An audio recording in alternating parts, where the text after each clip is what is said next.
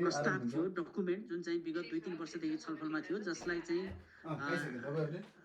एनसीक्यूजी भनेको new collective quantified goal, फाइनान्सको लागि त्यो गोलहरू मिट गर्नको लागि पर्याप्त रकम चाहिँ जम्मा गर्नको लागि एउटा डिसिजन हुन्छ भन्ने आशा थियो। त्यो डिसिजनको बारेमा म पछि छलफल गर्नेछु। यति मात्रै के भने COP29 लाई जलवायु वित्त कोप, क्लाइमेट फाइनान्स कोप भनेर प्रस्ताव गरिएको थियो र त्यो छलफल हुँदै क्रममा लास्टमा नतिजा के आयो म पछि छलफल गर्नेछु। यो कोपलाई चाहिँ क्लाइमेट कोप भनेर भनिएको थियो, क्लाइमेट फाइनान्स कोप भनिएको थियो। सर्वप्रथम चाहिँ नेपालको पोजिसनको बारेमा कुरा गर्दा हामीले जानुभन्दा अगाडि नेपालमा चाहिँ सम्माननीय प्रधानमन्त्रीलाई बोलाएर नेसनल क्लाइमेट सब्मिट गरेका थियौँ, जहाँ चाहिँ नेपालले यस्ता यस्ता विषयहरू राख्नेछ। त्यहाँनिर एडप्टेसन हामी यसरी प्रस्तुत हुनेछौँ, मिटिगेसनमा यसरी प्रस्तुत हुनेछौँ, टेक्नोलोजीमा हाम्रो भनाइ यो हुनेछ, लस एन्ड ड्यामेजमा हामी यसरी जानेछौँ भनेर हामीले एउटा एजेन्डा तयार गरेका थियौँ। र त्यो एजेन्डा चाहिँ यहाँ सम्माननीय प्रधानमन्त्रीज्यू अनि प्रदेशको माननीय मन्त्रीज्यूहरू र विषयगत मिनिस्ट्रीका मन्त्रीज्यूहरू र अनि स्टेक होल्डरहरू, खास गरेर गैर सरकारी संस्था र युनाइटेड नेसन्स अनि एसियन डेभलपमेन्ट ब्याङ्क र वर्ल्ड ब्याङ्कका प्रतिनिधिहरू समेत राखेर हामीले छलफल गरेका थियौँ। मैले चाहिँ यहाँ यो स्लाइडमा के मात्रै भन्न खोजेँ भने COP29 को नेतृत्व सम्माननीय राष्ट्रपतिजीले गर्नुभएको थियो र त्यहाँ नेपाल सरकारको तर्फबाट उहाँले आफ्नो स्टेटमेन्ट पनि राख्नुभएको थियो। त्यो स्टेटमेन्टको बारेमा म पछि छलफल गर्नेछु। थोरै कोपमा छिर्नुभन्दा अगाडि एउटा हजुरहरूले प्रश्न आयो भने लेख्न पनि मिल्ने र बुझिराख्नुपर्ने कुरा चाहिँ के छ भने अहिले पृथ्वीमा 3वटा क्राइसिसहरू छन्। त्यो 3वटा क्राइसिसहरूमध्ये क्लाइमेट चेन्ज एउटा हो, दोस्रो बायोडाइभर्सिटी लस हो र तेस्रो चाहिँ पोल्युसन हो। पोल्युसनभित्र पनि एयर पोल्युसन चाहिँ सबैभन्दा बढी समस्याग्रस्त छ भन्ने चाहिँ बुझाइ छ। अब यो ब्याकग्राउन्डमा क्लाइमेट चेन्जको कोप भएको थियो। अब यो क्लाइमेट चेन्जको कोपमा चाहिँ यहाँहरूले बुझ्नुपर्ने एउटा यसको सिस्टम अनुसार के छ भने यसका 5वटा अङ्ग छन्। जसरी एउटा पार्टीको महाधिवेशनलाई यहाँले सम्झिनु भयो भने यो कोपलाई सम्झन पनि सजिलो हुन्छ। त्यो पार्टीको जेनरल एसेम्ब्ली चाहिँ कोप हो र त्यसका चाहिँ अरू 4वटा अङ्गहरू छन्, जसमा CMP, CMA, सास्टा र SBI भनिन्छ। CMP भनेको क्योटो प्रोटोकल हो, यसलाई conference of the meeting of the parties भन्छ। यो चाहिँ क्योटो प्रोटोकल हो, यसको चाहिँ 19औं बैठक हो। त्यस्तै चाहिँ CMA 6 भनेको पेरिस एग्रिमेन्ट हो, यो चाहिँ convention of the meeting of Paris agreement भन्छ, यो चाहिँ 6औं हो यसको। अर्को SBI भनेको सब्सिडियरी बडी इम्प्लिमेन्टेसन भन्छ, यो चाहिँ मिन्स अफ इम्प्लिमेन्टेसन भन्छ। यसको चाहिँ के हुन्छ भने यसका 3टा अङ्ग हुन्छन् फेरि त्यहाँभित्र, एउटा क्लाइमेट फाइनान्स, एउटा चाहिँ टेक्नोलोजी ट्रान्सफर र अर्को चाहिँ क्यापासिटी बिल्डिङ। यो 3वटा चाहिँ जहिले पनि यो नेगोसिएसनका हुन्छन् र यो चाहिँ SBI ले छलफल गर्छ। अर्को चाहिँ SBSTA साफ्टा भन्छ, यो साफ्टाको 61औं मिटिङ हो SBI र साफ्टाको। त्यो साफ्टा भनेको subsidiary body on scientific and technological advice भन्छ। यो चाहिँ साइन्स र टेक्नोलोजीको हिसाबले यो कोपलाई ब्याकअप गर्ने, सपोर्ट गर्ने अङ्ग भनेको साफ्टा। अनि मिन्स अफ इम्प्लिमेन्टेसन भन्छ फाइनान्सको, अनि त्यसपछि क्यापासिटी बिल्डिङको, र त्यसपछि चाहिँ टेक्नोलोजीको सपोर्ट गर्ने चाहिँ SBI। अनि यो CMA र CMP भनेको क्योटो प्रोटोकल र पेरिस एग्रिमेन्ट भनेका जलवायु महासन्धिका अभिन्न अङ्गहरू हुन्, जुन चाहिँ क्योटो प्रोटोकल 1997 मा प्रस्ताव गरिएको थियो र नेपालले 2005 मा मात्रै पास गरेको थियो। तर अनफर्चुनेटली 2020 पछि क्योटो प्रोटोकल के हुन्छ भन्ने कुरामा मौन छ, तर मिटिङहरू चाहिँ कन्टिन्युअसली गइरहेको छ। र अहिले चाहिँ CMA भनेको यो पेरिस एग्रिमेन्टका दस्तावेजहरूले क्योटो प्रोटोकललाई क्यारी ओभर गरेर लगिरहेको अवस्था छ, मुख्य गरी कार्बन व्यापारमा। अब कार्बन व्यापारको फेरि अर्को अस्ति हामी अलिकति छलफल गऱ्यौँ। अहिले चाहिँ पेरिस एग्रिमेन्टको आर्टिकल 6 ले कार्बन व्यापारको बारेमा छलफल गर्छ र धेरै कुरा त्यसमा समेटेर लाने छलफल भएको छ। यो चाहिँ मैले ब्याकग्राउन्ड इन्फर्मेसन मात्रै गरेँ। अब यो क्लाइमेट चेन्जको कोपमा जानुभन्दा अगाडि नेपाल सरकारले कस्तो तयारी गरेको थियो भन्दाखेरि चाहिँ हामीले जानुभन्दा अगाडि विभिन्न थेमेटिक ग्रुपहरू बनाएर एउटा पोजिसन पेपर नेपाल सरकारको तर्फबाट के बोल्ने भनेर एउटा थेमेटिक ग्रुप्सहरू बनाएका थियौँ। अनि हामीले विभिन्न गैर सरकारी संस्थाहरू र सरकारी निकायहरूसँग कन्सल्टेसन गरेका थियौँ। अनि अर्को चाहिँ यो जलवायु तथा वातावरण परिषद भन्ने छ वातावरण ऐनभित्र, त्यो सम्माननीय प्रधानमन्त्रीज्यू, प्रदेशका 7वटै मुख्यमन्त्रीज्यूहरू र विषयगत मन्त्रालयका 3वटा मन्त्रीज्यूहरू र केही विज्ञहरू रहेको एउटा काउन्सिल छ। त्यो काउन्सिलको मिटिङ बसेको थियो र त्यो मिटिङले पनि यो कोपमा चाहिँ अलि सक्रिय रूपमा भाग लिने, माउन्टेनको एजेन्डालाई बढी जोड दिने अनि वन तथा वातावरण मन्त्रालयको नाम वन तथा वातावरण र जलवायु परिवर्तन मन्त्रालय राख्ने, यद्यपि यो फाइनल डिसिजन भइसकेको छैन, प्रस्ताव भएको छ। लगायत अहिलेको प्रधानमन्त्रीज्यूले अलिकति उठाएको एउटा विषय चाहिँ के छ भन्नुहुन्छ भने जलवायु परिवर्तनको सबैभन्दा बढी इम्प्याक्ट माउन्टेनको टप अफ द माउन्टेनमा छ। हामी त्यसै पनि माउन्टेन एभरेस्टको कन्ट्री अनि 14वटा मध्ये 8वटा 8000 भन्दा बढी हिमाल भएको कन्ट्री अनि यो पूर्वीय सभ्यतामा अडेको। अनि त्यसपछि उहाँले जहिले पनि हाम्रो प्रधानमन्त्रीजीको स्पिचमा क्लाइमेट चेन्जमा यहाँले 2टा शब्द सुन्न सक्नुहुन्छ। उहाँले यो हाम्रा 12वटा राशिहरूमध्ये क्याप्रिकम र क्यान्सरको बिचमा हामी छौँ। त्यसो भएको हुनाले यसले चाहिँ यो टेम्परेट रिजनभित्रको हाम्रो एरियाले चाहिँ पृथ्वीलाई चिस्याउनको लागि पनि कुलिङ एजेन्टको रूपमा काम गर्छ। त्यसको पनि हामीले मूल्य पाउनुपर्छ भन्नुहुन्छ। यद्यपि त्यो साइन्सबाट कति प्रमाणित गर्न सकिन्छ त्यो आफ्नो ठाउँमा छ, तर प्रधानमन्त्रीज्यूले त्यो एउटा नयाँ एरियामा पनि तपाईँहरू छलफल गर्नुहोस् भन्ने गर्नुहुन्छ। अर्को चाहिँ हामीले विभिन्न सरकारी र गैर सरकारी संस्थाहरूसँग मिलेर नेगोसिएसनमा जाँदाखेरि बोल्नुपर्ने विषय, त्यसको तयारी र त्यो बोल्दाखेरिको अब एकदम स्किल भनौँ न, अब त्यो एउटा नेगोसिएसनको स्किल चाहिँ बनाउनुपर्छ। जेफातै पनि बोल्न पाइँदैन। अनि अगाडि र पछाडिको मान्छेहरू र दायाँ बायाँको मान्छेलाई हेरेर then and there on the spot हामी बोल्न सक्ने क्षमता कसरी बनाउने भन्ने सन्दर्भमा हामीले अलिकति 2टा तालिम पनि सञ्चालन गऱ्यौँ। त्यो तालिममा केही सरकारी साथीहरू केही गैर सरकारी साथीहरू पनि हुनुहुन्थ्यो। त्यो गऱ्यौँ भने अर्को चाहिँ नेसनल क्लाइमेट समिट भनेको अगाडि सम्माननीय प्रधानमन्त्रीज्यूलाई ल्याएर हामीले ब्रिफिङ गऱ्यौँ र त्यसपछि एउटा कलेक्टिभ पोजिसन पेपर बनाएर हामी चाहिँ कोपमा गएका थियौँ। कोपमा जाने क्रममा चाहिँ हामीले गरेका तयारीहरूमा विभिन्न कोअर्डिनेसन मिटिङ, मुख्य गरी नेपालले 2टा नेगोसिएटिङ ब्लकहरू छ। मैले अस्ति पनि अलिकति भनेको थिएँ। त्यो भनेको यहाँ स्लाइडमा एलडिसी र यो G77 चाइना छ। यी 2टा ग्रुपसँग 1 हप्ता अगाडि नै कोअर्डिनेसन गर्नुपर्ने हुन्छ। 2 दिनको मिटिङ हुन्छ। त्यस्तै अर्को चाहिँ हाई लेभल सेगमेन्ट भनेको दुई किसिमको हुन्छ। एउटा चाहिँ हेड अफ द डेलिगेट भनेको राष्ट्र प्रमुखहरू अथवा सरकार प्रमुखहरूलाई 3 देखि 5 मिनटमा आफ्ना स्टेटमेन्टहरू राख्न दिइन्छ। त्यो स्टेटमेन्टमा सम्माननीय प्रधानमन्त्रीजीले राख्नुभएको छ र सम्माननीय प्रधानमन्त्रीजीको त्यो स्टेटमेन्टको सबैभन्दा महत्त्वपूर्ण बुँदा के थियो भन्नुहुन्छ भने जलवायु परिवर्तनको कारणबाट नेपाल जस्तो माउन्टेनियस कन्ट्रिजहरू एकदमै जोखिममा छन् अनि हाम्रो आर्थिक अवस्था यो जलवायु जोखिमलाई एड्रेस गर्न हामी आफै सक्षम छैनौँ र यसमा हाम्रो जलवायु परिवर्तन हुनमा अथवा हरित गृह ग्यास अथवा कार्बन उत्सर्जन गर्नमा हाम्रो भूमिका नगन्य छ। त्यसो भएको हुनाले जलवायु जोखिमबाट बच्नको लागि, त्योसँग जुझ्नको लागि अथवा हाम्रो अनुकूलन क्षमता वृद्धि गर्नको लागि डेभलप कन्ट्रीले फाइनान्समा अपस्केल गर्नुपर्छ र त्यो अपस्केलबाट प्राप्त फाइनान्स चाहिँ एकदम छिटो छरितो तरिकाबाट डेभलपिङ कन्ट्री र अझ मुख्य गरी जलवायु परिवर्तनको जोखिममा पर्नुभएका स्थानीय समुदायहरू, महिला, आदिवासी, जनजाति र दुर्गममा बसेको नागरिकहरू उहाँहरूले बढीभन्दा बढी लाभ पाउने गरी हामी जानुपर्छ भन्ने एउटा स्टेटमेन्ट थियो।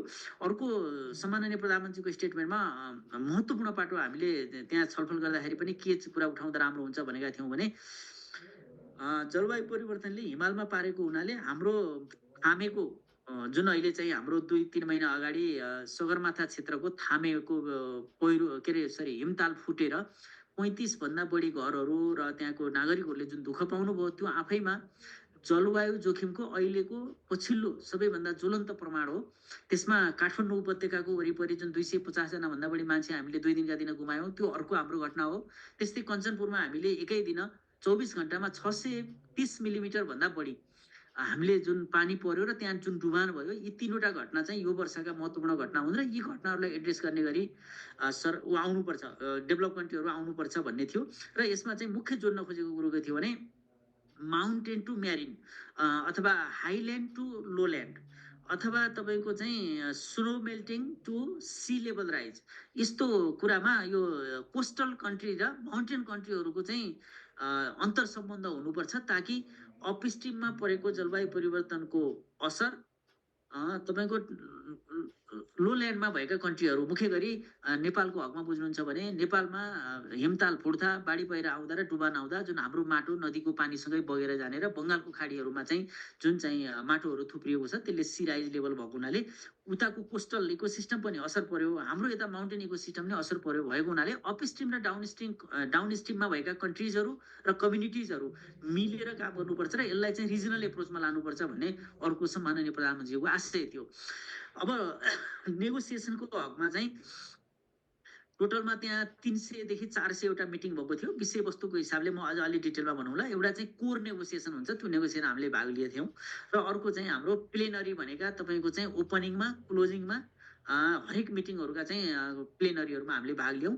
त्यस्तै हाई लेभल इभेन्ट भनेर हामीले एउटा चाहिँ हाई लेभल पार्टी इभेन्ट भनेर एउटा नयाँ कार्यक्रम हामीले चाहिँ त्यहाँ आयोजना गरेका थियौँ। त्यो कार्यक्रमको थोरै डिटेलमा म पछि भन्नेछु। त्यस्तै गरी जलवायु परिवर्तनको यो कोपमा प्याभिलियन र साइड इभेन्टहरू राखेर हरेक राष्ट्रले आफूले गरेका असल अभ्यासहरू, आफूले इनोभेटिभ तरिकाले डेभलप गरेका टेक्नोलोजीहरू र त्यस्तै गरी विभिन्न साइन्टिस्टहरू, रिसर्चरहरू, युनिभर्सिटीको प्रोफेसरहरूले रिसर्चबाट निकालेका नयाँ नलेजका नयाँ ज्ञानहरू त्यो चाहिँ सेयर गर्नको लागि प्याभिलियन र साइड इभेन्टहरूको आयोजना गरेको थियो र त्यसमा चाहिँ धेरैभन्दा धेरै हामीले करिब 34वटा जस्तो इभेन्टमा भाग लिएका छौँ। तर यो पटक चाहिँ हामीले प्याभिलियन नराखेको हुनाले गत वर्षको जति धेरै इभेन्ट गर्न सकेनौँ, तर एउटा लेभलको हामीले इभेन्ट गरेका थियौँ। र त्यस्तै गरी हाम्रो डेलिगेसनहरूले बाइलेटरल मिटिङ्सहरू, खास गरेर डेभलप कन्ट्रीहरू, एडिबीको प्रतिनिधि, वर्ल्ड ब्याङ्कको प्रतिनिधि, अनि त्यसपछि आएर युरोपियन युनियन, त्यसपछि युनाइटेड स्टेट, जापान लगायत नेपाललाई बाइलेटरल सपोर्ट गर्ने जति पनि राष्ट्र अथवा संस्थाहरू हुनुहुन्छ तिनीहरूका प्रमुख र प्रतिनिधिहरूसँग टाइमले मिलेसम्म राष्ट्रपति अनि त्यसपछि मन्त्रीज्यूहरू त्यति पनि नहुँदाखेरि चाहिँ हाम्रो वन सचिवज्यूहरू र अर्थ मन्त्रालयको साथीहरू हामी मिलेर बाइलेटरल मिटिङहरू पनि गरेका थियौँ। र यो हिसाबले हाम्रो इन्गेजमेन्टहरू प्रिपरेटरी मिटिङ एलडिसी र G7 चाइना, अनि हाई लेभल सेगमेन्टमा राष्ट्रपतिज्यूको इन्गेजमेन्ट, अनि हाई लेभल पार्टी इभेन्ट्समा पनि राष्ट्रपतिज्यू र मन्त्रीज्यूको इन्गेजमेन्ट, नेगोसिएसनमा मुख्य नेगोसिएटरहरू भनेका कर्मचारीहरू, अनि प्लेनरीमा पनि कर्मचारीहरू र प्याभिलियनमा चाहिँ मन्त्रीज्यू र कर्मचारीहरू, यो सबै मिलेर कलेक्टिभली यसरी भाग लिएको थियो। यो चाहिँ हाम्रो नेगोसिएसनको प्रक्रिया थियो। अब त्यहाँभित्र नेगोसिएसनमा हामीले चाहिँ धेरैवटा करिब अगाडि मैले भने 300 देखि 400वटा मिटिङ हुने भएको हुनाले कुन एजेन्डामा कसले लिड गर्ने भन्ने कुरामा जस्तै क्लाइमेट फाइनेन्स, अब यहाँहरू हामी सबैलाई थाहा छ अर्थ मन्त्रालय नेपालको फाइनेन्सको लिडिङ एजेन्सी, स्टेटको टोटालिटीमा हेर्ने एजेन्सी भएको हुनाले हाम्रो वैदेशिक महाशाखाको प्रमुख धनीराम सर चाहिँ करिब 1 हप्ताभन्दा केही दिन बढी उहाँ बस्नुभयो र उहाँले नेगोसिएसन गर्नुभएको थियो। त्यसमा हाम्रो वन मन्त्रालयको एकजना उपसचिवले उहाँलाई ब्याकअप गर्नुभएको थियो। त्यसमा टिम मेम्बरहरू अरू धेरै सरकारी र गैर सरकारी संस्थाको साथीहरू हुनुहुन्थ्यो। त्यस्तै लस एन्ड ड्यामेज म आफैले लिड गरेका थिएँ। अर्को एकजना नवराज पुडासैनी भन्ने हाम्रो सहसचिवले मिटिगेसन र आर्टिकल 6मा लिड गर्नुभएको थियो। अर्को धनञ्जय लामिछाने र मतिना वैदे भनेको कृषि मन्त्रालयको सहसचिवले एडप्टेसनमा लिड गर्नुभएको थियो। अर्को दीपावली भन्ने हाम्रो एकजना उपसचिवले जेसीमा जेन्डर यो जेसी भनेको gender equality and social inclusion यसमा लिनुभएको थियो। सञ्जीव कुमार राई भन्ने अर्को सर हुनुहुन्छ हाम्रो वनस्पति विभागको डिजी हो, उहाँले माउन्टेन र क्यापासिटी बिल्डिङ टेक्नोलोजीमा गर्नुभएको थियो।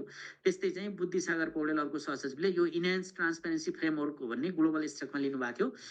यसरी धेरै मान्छेहरू जो नेपाल सरकारको पार्टी बनेर जानुभएको थियो, अरूले चाहिँ मेम्बरको रूपमा गर्नुभएको थियो। तर धेरै साथीहरू जो नयाँ जानुभएको थियो, पहिलोचोटि गएको साथीहरूलाई त्यो मिटिङ रुम पत्ता लगाउन अनि मिटिङमा बोल्ने भाषा, यी धेरै कुराहरूमा एकदमै गाह्रो हुने भएको हुनाले अब हामीले चाहिँ गाइड त एउटा लेभलको गरेका थियौँ, तर कतिपय साथीहरू चाहिँ लर्निङ फेजमा हुनुहुन्थ्यो भने कतिपय साथीहरू लिडिङ फेजमा हुनुहुन्थ्यो। जस समग्रमा चाहिँ यसरी 7वटा टिमहरू मिलाएर हामीले चाहिँ काम गरेका थियौँ। अब अर्को चाहिँ यहाँबाट बुझ्नुपर्ने इन्टरनेसनल फेजमा जाँदाखेरि नेपालको नेगोसिएसन ब्लक भनेको हो एलडिसी र G7 चाइना हो। अब परराष्ट्रको साथीहरू यहाँ हुनुहुन्छ भने उहाँहरूले सजिलै बुझ्नुहुन्छ। लिस्ट डेभलप कन्ट्रीहरूको ग्रुप जहाँ 47 कन्ट्रीहरू छन् त त्यहाँ नेपाल एउटा मेम्बर हो। अर्को चाहिँ G7 एन्ड चाइना भन्ने चाहिँ यसमा 134वटा कन्ट्री हो। समग्रमा भन्दाखेरि चाहिँ यो डेभलपिङ कन्ट्रीहरूको ग्रुप भन्दा पनि हुन्छ। एलडिसी पनि G7 को अङ्ग हो, यहाँ बुझ्न जरुरी छ।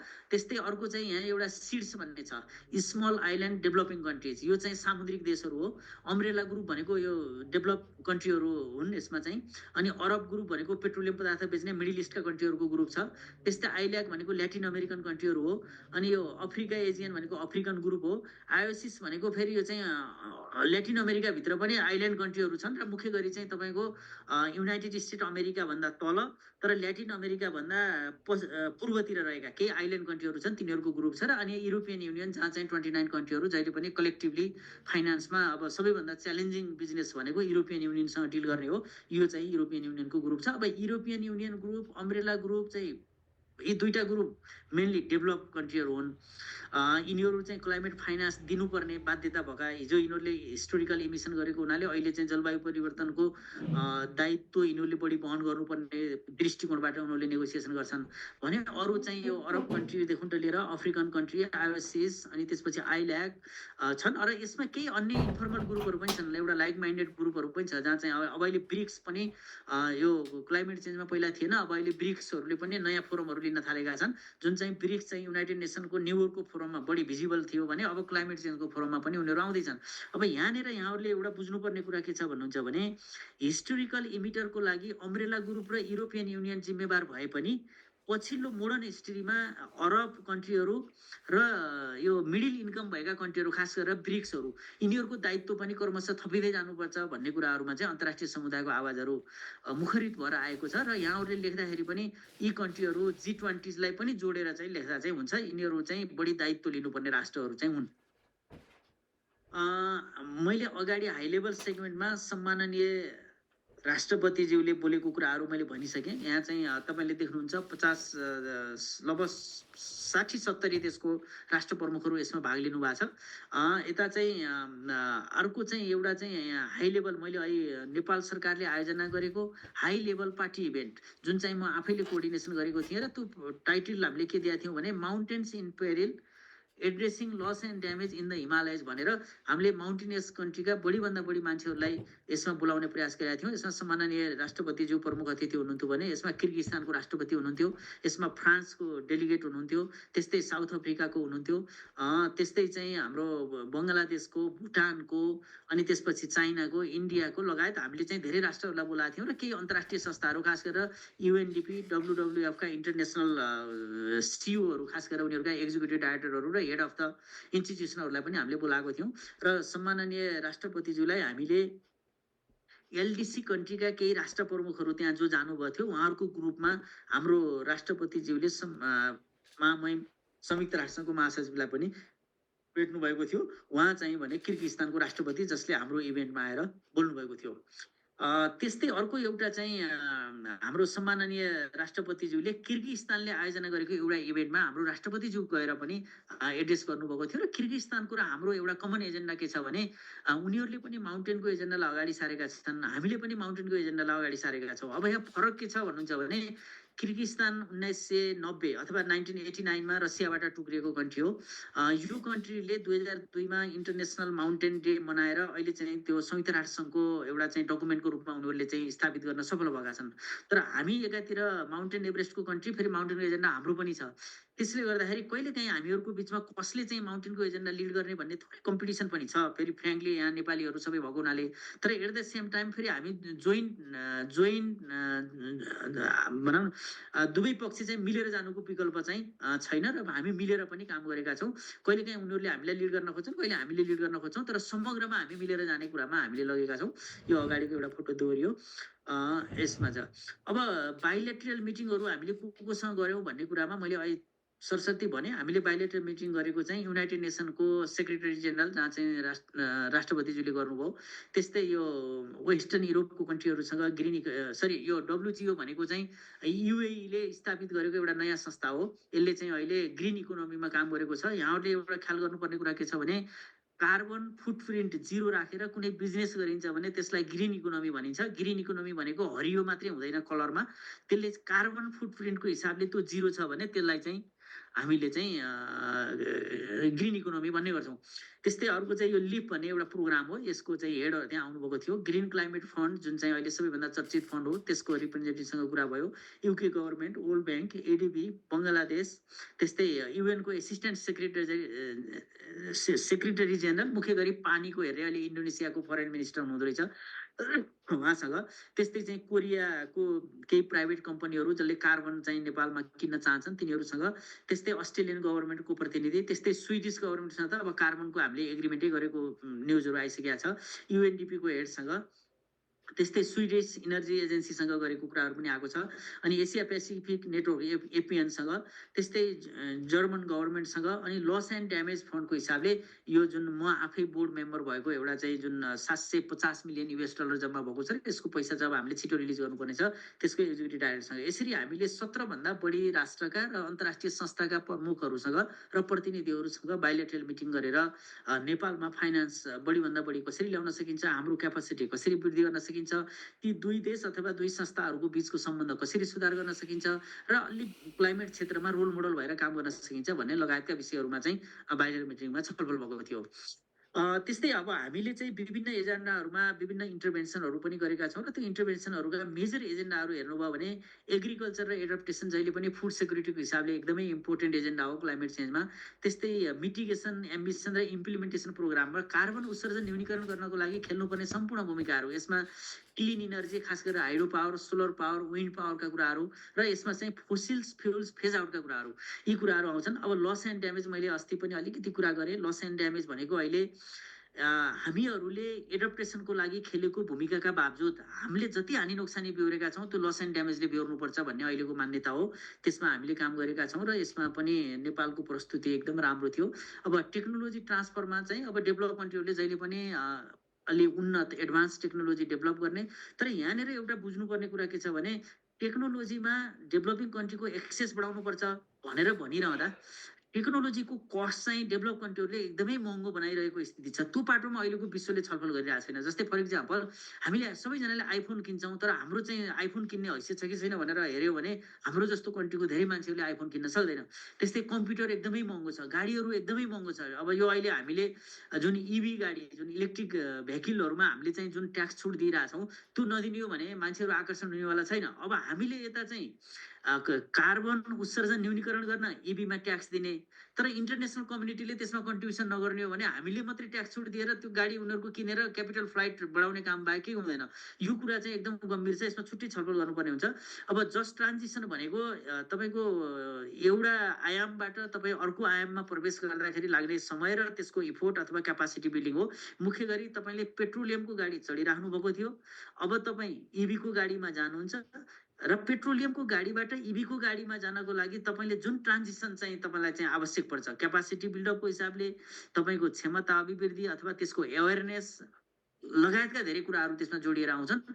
मैले उदाहरणको लागि भनेको जस्ट ट्रान्जिसनमा यसमा धेरै छ। कुनै भने एउटा प्याराडाइमबाट अर्को प्याराडाइममा सिफ्ट गर्नको लागि जुन किसिमको तपाईँको पूर्वाधार आवश्यकता पर्छ त्यसमा चाहिँ सपोर्ट गर्ने, खास गरेर फोसिल्स फ्युल्स फेज आउट गर्दा त्यसको विकल्पमा तपाईँले प्रयोग गर्ने क्लिन इनर्जीको बिचमा तपाईँले फोसिल फ्युल्स प्रयोग नगर्दा अगाडि गरेको पेट्रोलको गाडी बेच्नु पर्यो अनि कम मूल्यमा बेच्नुहुन्छ, इभीको गाडी किन्नु पर्दा तपाईँलाई एकदम महँगो पर्यो भने त्यो बिचको चाहिँ तपाईँको ट्रान्जिसन कसरी म्यानेज गर्नुहुन्छ भन्ने कुराहरू एउटा जस्ट उदाहरणको लागि बुझ्नको लागि मैले दिएको। अर्को चाहिँ ग्लोबल स्टकटेक भन्ने शब्द एकदम इम्पोर्टेन्ट छ क्लाइमेट चेन्जमा। पेरिस एग्रिमेन्टमा एउटा चाहिँ सहमति गरिएको बुँदा के हो भन्नुहुन्छ भने 2015देखि हरेक 5-5 वर्षमा हरेक राष्ट्रले गरेका जलवायु परिवर्तनका इफोर्टहरूलाई कलेक्टिभली इभ्यालुएट गरिनेछ र त्यसको आधारमा नेक्स्ट 5 इयरको रोडम्याप बनाइनेछ भनेर भनिएको थियो।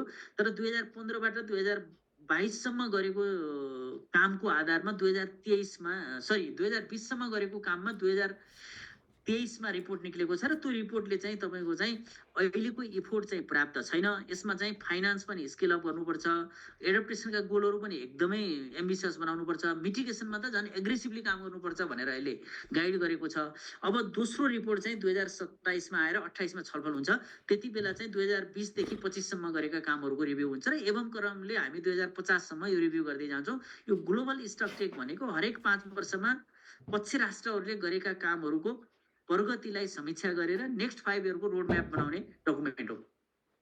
अब क्लाइमेट फाइनान्सको बारेमा त मैले धेरैजना अभ्यस्त पनि हुनुहुन्छ। क्लाइमेट फाइनान्समा अन्तर्राष्ट्रिय लेभलमा 4वटा फन्डहरू स्थापना भएका छन्। हाम्रो हकमा 2वटा मल्टिल्याटरल, अब 3वटा पनि भनौँ एआइआइबी समेत गरेर एडिपी, वर्ल्ड ब्याङ्क र एआइआइबी मल्टिल्याटरल डेभलपमेन्ट ब्याङ्कहरू छन् भने एडप्टेसन फन्ड, अनि त्यसपछि ग्लोबल इन्भाइरोमेन्ट फेसिलिटी, अनि त्यसपछि ग्रिन क्लाइमेट फन्ड, अनि लस एन्ड ड्यामेज फन्ड। यो 4वटा फन्डहरू चाहिँ फाइनेन्सियल मेकानिजमको लागि तयार गरिएका फन्डहरू छन्। तर यी फन्डहरूमा यसमा बुझ्नुपर्ने, यहाँहरूले लेख्नुपर्ने कुरा के हो भने क्लाइमेट फाइनान्समा विकसित राष्ट्रहरूले बढीभन्दा बढी बजेट दिनको लागि आनाकानी गर्ने दिएको बजेटको लागि लामो प्रक्रिया पुरा गर्नुपर्ने अनि प्रपोजल लेख्नको लागि पर्याप्त प्रमाणहरू जुटाउनु पर्ने र बल्ल बल्ल फन्ड ल्याइसकियो भने पनि त्यो खर्च गर्न निकै गाह्रो हुने, रिपोर्टिङ गरिराख्नु पर्ने। अनि यतापट्टि हाम्रो चाहिँ फेरि अब अर्थ मन्त्रालयको साथीहरू कतिजना हुनुहुन्छ अलिकति चाहिँ यो on budget on treasury on budget of treasury र अफ बजेट अफ ट्रेजरीमा अलिकति बहस गर्नुपर्छ भनेको छु मैले। अब यो हामी सल्लाह पनि गर्दैछौँ, सायद हामी अर्थ मन्त्रालयसँग एकचोटि बस्छौँ। कुरो के भयो भन्नुहुन्छ भने हामीले वैदेशिक सहायतामा ल्याएको पैसा हाम्रो रातो किताबमा प्रकाशित गरेर हाम्रो खरिद ऐन र हाम्रो आर्थिक ऐनको प्रक्रिया जुन नेपाल सरकारको प्रक्रिया हो त्यो अनुसार खर्च गर्दाखेरि त्यसको डेलिभरी पर्याप्त र छिटो भएन भन्ने चाहिँ गुनासो छ। यसमा एउटा त युनाइटेड नेसन र यो ब्याङ्कहरूको गुनासो पनि हो, तर अर्को चाहिँ अलिकति हाम्रोमा पनि प्रब्लम छ। हाम्रोमा भनेको अब अर्थ मन्त्रालय र लाइन मिनिस्ट्रीहरूमा पनि थोरै प्रब्लम छ। यसमा हामीले छलफल गरेर यसलाई सुधार गर्नुपर्छ भनेका छौँ। क्लाइमेट फाइनेन्सको चाहिँ मैले यति मात्रै भने। यद्यपि क्लाइमेट फाइनेन्समा अर्को एउटा महत्त्वपूर्ण के छ भने जुन कोप 29लाई क्लाइमेट फाइनेन्सको बनिएको थियो र यसमा एकदमै महत्त्वकांक्षी फाइनेन्सको प्लेज हुन्छ भन्ने अनुमान गरिएको थियो, त्यो भएन। जहाँ चाहिँ साइन्स बेस पनि भएन, निड बेस पनि भएन। अनि लास्टमा चाहिँ 1.3 ट्रिलियन पैसा चाहिँ चाहिन्छ भनियो, तर 300 बिलियन भन्दा बढी चाहिँ अहिले चाहिँ दिन सकिँदैन, अथवा चाहिँ अहिले चाहिँ त्यति मात्रै जुटाउन सकिन्छ भन्ने डेभलप कन्ट्रीहरूबाट कमिटमेन्ट आएको छ। अब त्यो चाहिँ अपर्याप्त भयो भन्ने कुरामा हामी सबैको गुनासो छ र यसलाई चाहिँ अहिले हामीले एउटा तान्द्रो के जोडिरहेको भने तिमीहरूले अहिले 300 बिलियन घोषणा गर्यो त्यो ठिक छ, तर यो एकदमै अपुग छ, किनभने अहिलेको मिनिमम पनि अहिले चाहिँ 1300 बिलियन चाहिन्छ। त्यसो भएको हुनाले यो अब बाकु टु ब्लेम भनेर भनेको छ। ब्राजिलको ब्लेममा चाहिँ जुन कप 30 हुन्छ त्यो जाँदाखेरि तिमीहरूले आफूले चाहिँ धेरै चाहिँ प्लेस गर्ने गरी आउनुपर्छ भन्ने मेसेज चाहिँ छ यसमा। यद्यपि हामी पछि छलफल गरौँला। आर्टिकल 6 को कार्बन ट्रेड र पेरिस एग्रिमेन्टमा मैले छोटकरीमा भन्दा पेरिस एग्रिमेन्ट अनुसार कार्बनको व्यापार गर्नको लागि पर्याप्त बाटो र कार्यविधि बनिसकेको थिएन। यो कोपले तपाईँले चाहिँ भोलिन्टियर बेसिसमा होस् वा तपाईँले चाहिँ G2G होस् अथवा चाहिँ तपाईँ एकदम ओपन कम्पिटिसन होस्, यो कार्बनको व्यापारलाई चाहिँ ओपन गरिदिएको छ। मलाई लाग्छ आउँदा दिनहरूमा कार्बनको व्यापार गर्ने क्षमता अब हाम्रो क्षमतामा भर पर्छ। अब अन्तर्राष्ट्रिय कारणले कार्बनको व्यापारमा रोकिनुपर्ने अवस्था छैन। अर्को चाहिँ यो इन्हान्स ट्रान्सपेरेन्सी फ्रेमवर्क भनेको के हो भन्नुहुन्छ भने हरेक वर्ष, हरेक 2 वर्ष र हरेक 5 वर्षमा अब हामीले रिपोर्टिङ गर्नुपर्ने हुन्छ। त्यो रिपोर्टिङ गर्नको लागि हामीले गर्नुपर्ने तयारी सम्बन्धी त्यसका फ्रेमवर्कहरू, त्यसका फर्म्याटहरू र त्यसको प्रोसेसहरूको बारेमा यसले नेगोसिएसन गर्छ। अब यसमा एउटा चाहिँ महत्त्वपूर्ण पोइन्ट चाहिँ के छ भन्नुहुन्छ भने कुन कुन राष्ट्रले कार्बन कति उत्सर्जन गर्यो र कति किन्यो वा बेच्यो, अथवा कुन कुन राष्ट्रले कति पैसा कुन राष्ट्रलाई दियो, अथवा कुन बैंकले कुन राष्ट्रलाई दियो र त्यो खर्च कति भयो भनेर यो फाइनान्सको र कार्बन इमिसनको चाहिँ तपाईँको लिने र दिने दुवै पक्षहरूको बिचमा चाहिँ अब कोपमा छलफल हुन्छ। अहिले हामी डेभलपिङ कन्ट्री भएको, लिस्ट डेभलप कन्ट्री भएको हुनाले हामीलाई बाध्यताकारी छैन यो रिपोर्ट बुझाउन। तर अब हामी 2026मा ग्रेजुएसन भइसकेर हामी अति कम विकसितबाट मध्यम आय भएको विकासशील राष्ट्रमा हामी जब परिणत हुन्छौँ त्यसपछि हामीले हरेक वर्ष रिपोर्ट बुझाउनु पर्ने हुन्छ। त्यो रिपोर्ट एकदमै अथेन्टिक, एकदमै accurate, science base, data base हुनुपर्छ। त्यसको लागि नेपालले थुप्रै तयारी गर्नुपर्ने हुन्छ। अर्को चाहिँ जेन्डर र सोसियल इन्क्लुजनको बारेमा मैले धेरै समय लिनु पर्दैन। क्लाइमेट जस्टिसको आँखामा जेन्डरहरू, खास गरेर महिला, बच्चा बच्ची अनि बुढाबुढी, वृद्ध बुवाआमा जुन आर्थिक रूपमा सीमान्तकृत परिवारहरू, अझ दुर्गममा बसेको परिवारहरू, समुदायहरू जुन चाहिँ बढी प्रभावित छन् उनीहरूलाई चाहिँ विशेष प्राथमिकता दिनुपर्छ। अर्को शब्दमा भन्ने हो भने क्लाइमेट चेन्ज इम्प्याक्टेड डिस्प्रोपोर्सनेटली, अनि भनेको छ असमानुपातिक रूपमा परेको प्रभावलाई प्रोपोर्सनेटली एड्रेस गर्नुपर्छ, समानुपातिक रूपमा एड्रेस गर्नुपर्छ भनेको छ। यो सन्दर्भमा पनि हामीले त्यहाँ छलफल गरेको विषय हो। अर्को चाहिँ प्रोसेस अफ एकाउन्टेबिलिटी। अब यो एकाउन्टेबिलिटीकोमा चाहिँ के छ भन्नुहुन्छ भने यसमा चाहिँ सेफगार्ड मेजरका कुराहरू पनि आउँछन्, इन्टिग्रिटीका कुराहरू पनि आउँछन् र यसमा चाहिँ फ्युडिसरी रिस्कका कुराहरू पनि आउँछन्। अब मुख्य कुरा के हो भने डेभलप कन्ट्रीहरूले हामीलाई पैसा दिनुपर्ने जति एकाउन्टेबल छन्, हामीलाई उनीहरूले कार्बन उत्सर्जन गरेर उनीहरूले कम्पनसेट गर्नुपर्ने कुरामा उनीहरू हामीप्रति एकाउन्टेबल र हामीले पनि उनीहरूले दिएको पैसाको सही खर्च गरेर एकाउन्टेबल हुनुपर्छ भन्ने रेसिप्रोकल एकाउन्टेबिलिटी पनि छ। तर यसमा अलि थुप्रै कुराहरू पनि छन्। तर अहिले चाहिँ सरसर्ती भन्दाखेरि चाहिँ कार्बन घटाउने एकाउन्टेबिलिटी हामी सबैको हो। तर डेभलप कन्ट्रीको एकाउन्टेबिलिटी के हो भने आफ्नो कार्बन उत्सर्जन घटाउँदै डेभलपिङ कन्ट्रीको क्यापासिटी बिल्डअपमा हुनाले उनीहरूले आफ्नो राष्ट्र परिहाल्यो नि तपाईँको ऊभन्दा पछिको मान्छेले त सँगै बस्ने मान्छेले त उजुरी हालिहाल्छ आफ्नो समाजसँग पनि लग्नु भएको मान्छे त समाधान हुन्छ नि त समाधान नै छ नि त मा बढीभन्दा बढी नलेजहरू कसरी ड्र गर्ने, युथहरूलाई इनोभेसनसँग कसरी जोड्ने अनि टेक्नोलोजीलाई कसरी जोड्ने भन्ने कुराहरू हो। तर यसमा चाहिँ आइपिसिसीले बढी रिपोर्टहरू निकालेर पोपलाई ब्याकअप गर्छ। यो सन्दर्भमा हुन्छ र रिसर्चमा खास गरेर विश्वका धेरै जसो युनिभर्सिटीहरू र रिसर्च इन्स्टिट्युटहरूलाई अगाडि सारेको छ। अब हाम्रोमा तपाईँहरूलाई भन्नुपर्ने हुन्छ अनफर्चुनेटली अब हाम्रो रिसर्च चाहिँ त्यति भरपर्दो अनि त्यति संस्थागत छैन र हामीले एउटा चाहिँ इसिमोड जस्तो इन्टर गभर्मेन्ट संस्था जसलाई चाहिँ नलेज हब भनेर 1983मा स्थापना गऱ्यौँ। यसले चाहिँ हामीलाई रिसर्चमा धेरै सहयोग गर्नुपर्ने हो, तर इसिमोडले पनि पर्याप्त सहयोग गरेको देखिँदैन।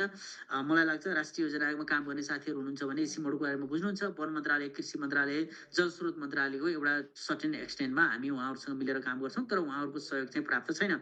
अब लङ टर्म गोल भनेको चाहिँ 2050मा यो कार्बन उत्सर्जनलाई न्युट्रल जिरोमा झार्ने प्लान हो। यसमा चाहिँ विभिन्न राष्ट्रहरूका आफ्ना आफ्ना प्लान छन्। यसमा चाहिँ अस्ट्रेलियाले सबैभन्दा अगाडि 2040मा गर्छु भनेको छ। अहिले नै अलरेडी 4वटा कन्ट्रीहरू कार्बन नेगेटिभ भनिसकेका छन्, इन्क्लुडिङ भुटान। अनि नेपालले 2045मा कार्बन न्युट्रल बनाउने भनेको छ। मैले थाहा पाएको मेरो हिसाब किताबमा चाहिँ 198 मध्ये 88 राष्ट्रहरूले चाहिँ 2050मा भनेका छन्। तपाईँहरूले एउटा कुरो ख्याल गर्नुपर्ने कुरा के छ भने चाइनाले 2060मा मात्रै न्युट्रल गर्न सक्छु भनेको छ। भारतले चाहिँ 2070मा मात्रै गर्न सक्छु भनेको छ, जबकि पेरिस एग्रिमेन्टले 2050मा सबैले गर्नुपर्छ भनेको छ।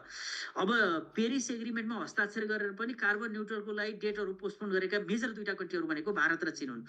अब यो भारत र चीनमा अर्को एउटा बुझ्नुपर्ने कुरा के छ भने मानिलिउँ भुटान र नेपाल जस्तो कन्ट्रीले कार्बन न्युट्रल गरे भने पनि यदि इन्डिया र चाइनाले चाहिँ कार्बन न्युट्रल भएनन् र उनीहरूले कार्बन उत्सर्जन गरिरह्यो भने हाम्रो हिमालमा परेको इम्प्याक्टमा कुनै कमी आउँदैन। त्यसो भएको हुनाले यो एउटा एकदम इम्पोर्टेन्ट पोइन्ट यहाँहरूले चाहिँ भुल्न नहुने, कहीँ छुटाउन नहुनेहरूमा पेरिस एग्रिमेन्टले 2050लाई टार्गेट गरेको छ।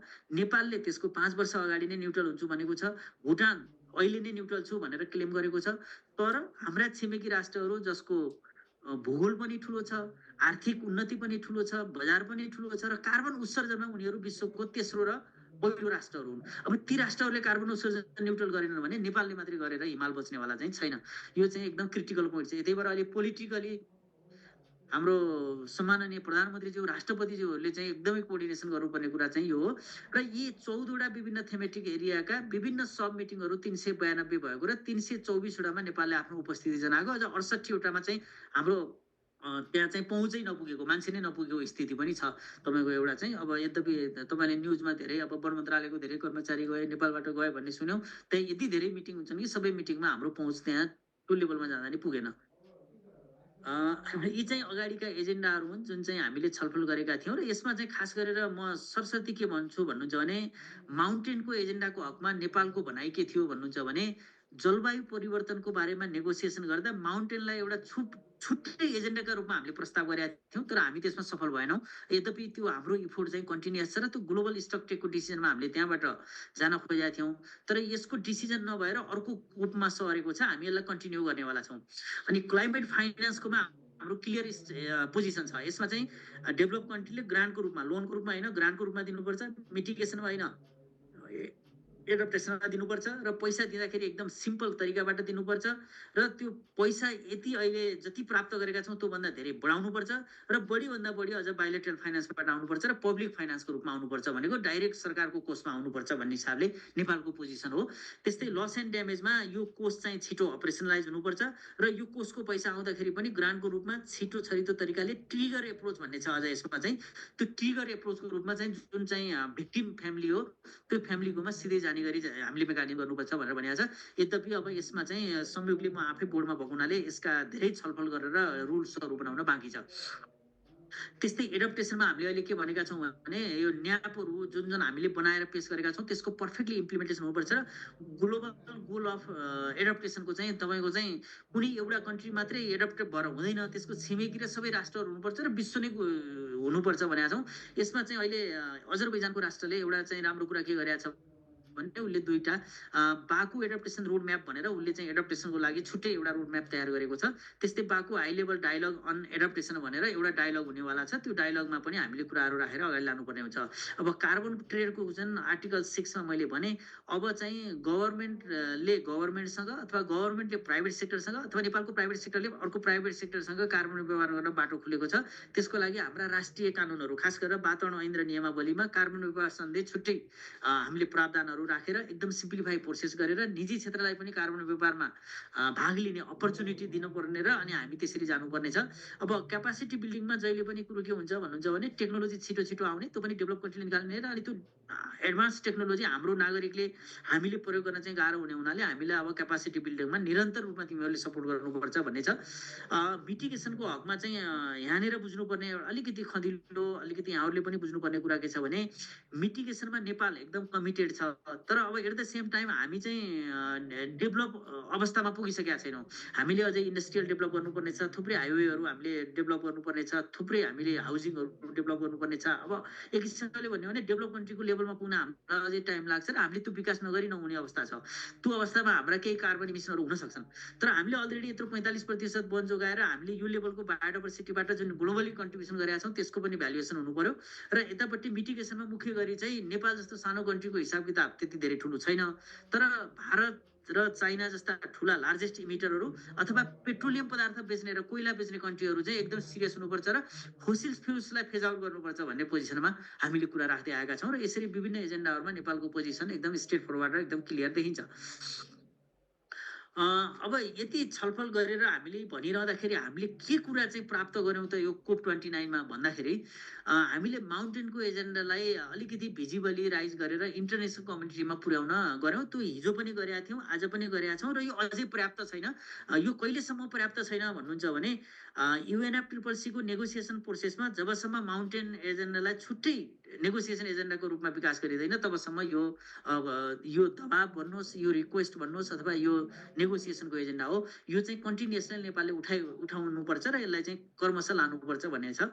अनि अर्को चाहिँ हामीले विभिन्न ठाउँमा माउन्टेनको एजेन्डाहरू त्यो नेगोसिएसनमा बोल्दाखेरि होस् अथवा राष्ट्रपतिज्यूले बोल्दाखेरि होस् अथवा मन्त्रीज्यू बोल्दाखेरि होस् अथवा पेभिलियनहरूमा बोल्दा होस्, हामीले जहाँ पनि नेपालको थामेमा यसरी पहिरो गयो, काठमाडौँ उपत्यका हाम्रो क्यापिटल सिटी यसरी हानि नोक्सानी भयो, हामीले 2 दिनमा 250 भन्दा मान्छे र यो तिमीहरूको कारणले भएको हुनाले हामीलाई चाहिँ कम्पनसेट गर्नुपर्छ र यसको चाहिँ तिमीहरूले चाहिँ एकदम के अरे क्लाइमेट जस्टिसको एङ्गलबाट यसलाई चाहिँ तुरुन्तै एड्रेस गर्नुपर्ने हुन्छ भन्ने आवाजहरू चाहिँ अब हामीले त्यहाँ उठायौँ। तर त्यो आवाज उठाएकै भरमा आजको भोलि ओभरनाइट पैसा दिने चाहिँ हुँदैन। तर अब एउटा कुरो के हुन्छ भने नेपाल चाहिँ मोस्ट भल्नरेबल कन्ट्री हो, त्यसमा नेपाललाई कुनै न कुनै रूपमा सपोर्ट गर्नुपर्छ भनेर अनि हामीले बाइलेटरल फन्डहरू लिँदा अब यहाँ अर्थ मन्त्रालयले विभिन्न जुन प्रोजेक्टहरू अथवा इन्टरनेसनल सपोर्ट हामी लिन्छौँ त्यो सपोर्टसँग त्यसलाई एलाइन गरेर लानुपर्ने हुन्छ।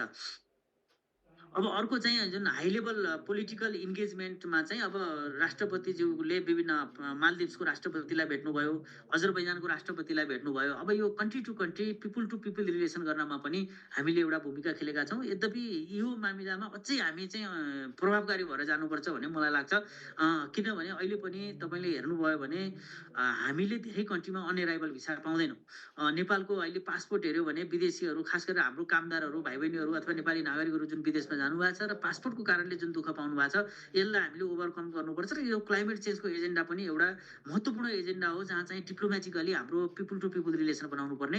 यो मामिलामा हामीले परराष्ट्र मन्त्रालयलाई पनि हामीले सपोर्ट गर्नुपर्छ र अहिलेको लेभलबाट डिप्लोमेटिक रिलेसनमा धेरै माथि आउनुपर्छ भन्ने कम्तीमा मेरो व्यक्तिगत रूपमा पनि र अहिले चाहिँ धेरै कन्ट्रीहरूको भाइ बहिनीहरू जुन अहिले युवा पलायनहरू भएको छन् यो पासपोर्ट पनि एउटा मेजर कारण छ जहाँ चाहिँ उनीहरू सजिलै रूपमा हरेक देशमा जानु पर्यो भने उनीहरूले 20औं डकुमेन्टहरू, ब्याङ्क स्टेटमेन्टहरू अनि त्यसपछि एयर टिकटहरू तपाईँले चाहिँ एडभान्समा उपलब्ध गराउनु पर्ने। अनि त्यसबाट एकदम परेशान भएको हुनाले हाम्रो भाइ बहिनीहरूले विदेशको पासपोर्ट लिन चाहिँ एकदम लालायत भएको, एकदम विदेश माइग्रेसन गर्न लालायत भएको एउटा अवस्था छ भने अर्को अवस्था चाहिँ हाम्रो टुरिज्म प्रवर्धन गर्नको लागि, दुईवटा देशको सम्बन्ध बढाउनको लागि यस्ता बाइलेटरल मिटिङहरू र इन्टरनेसनल रिलेसनहरू चाहिँ अलिक फ्रिक्वेन्टली र एकदम हायर लेभलमा भइराख्नुपर्छ र जुन चाहिँ कोपमा पनि भयो र यसलाई अझ बढाउनुपर्छ भन्ने पक्षमा चाहिँ हामी छौँ।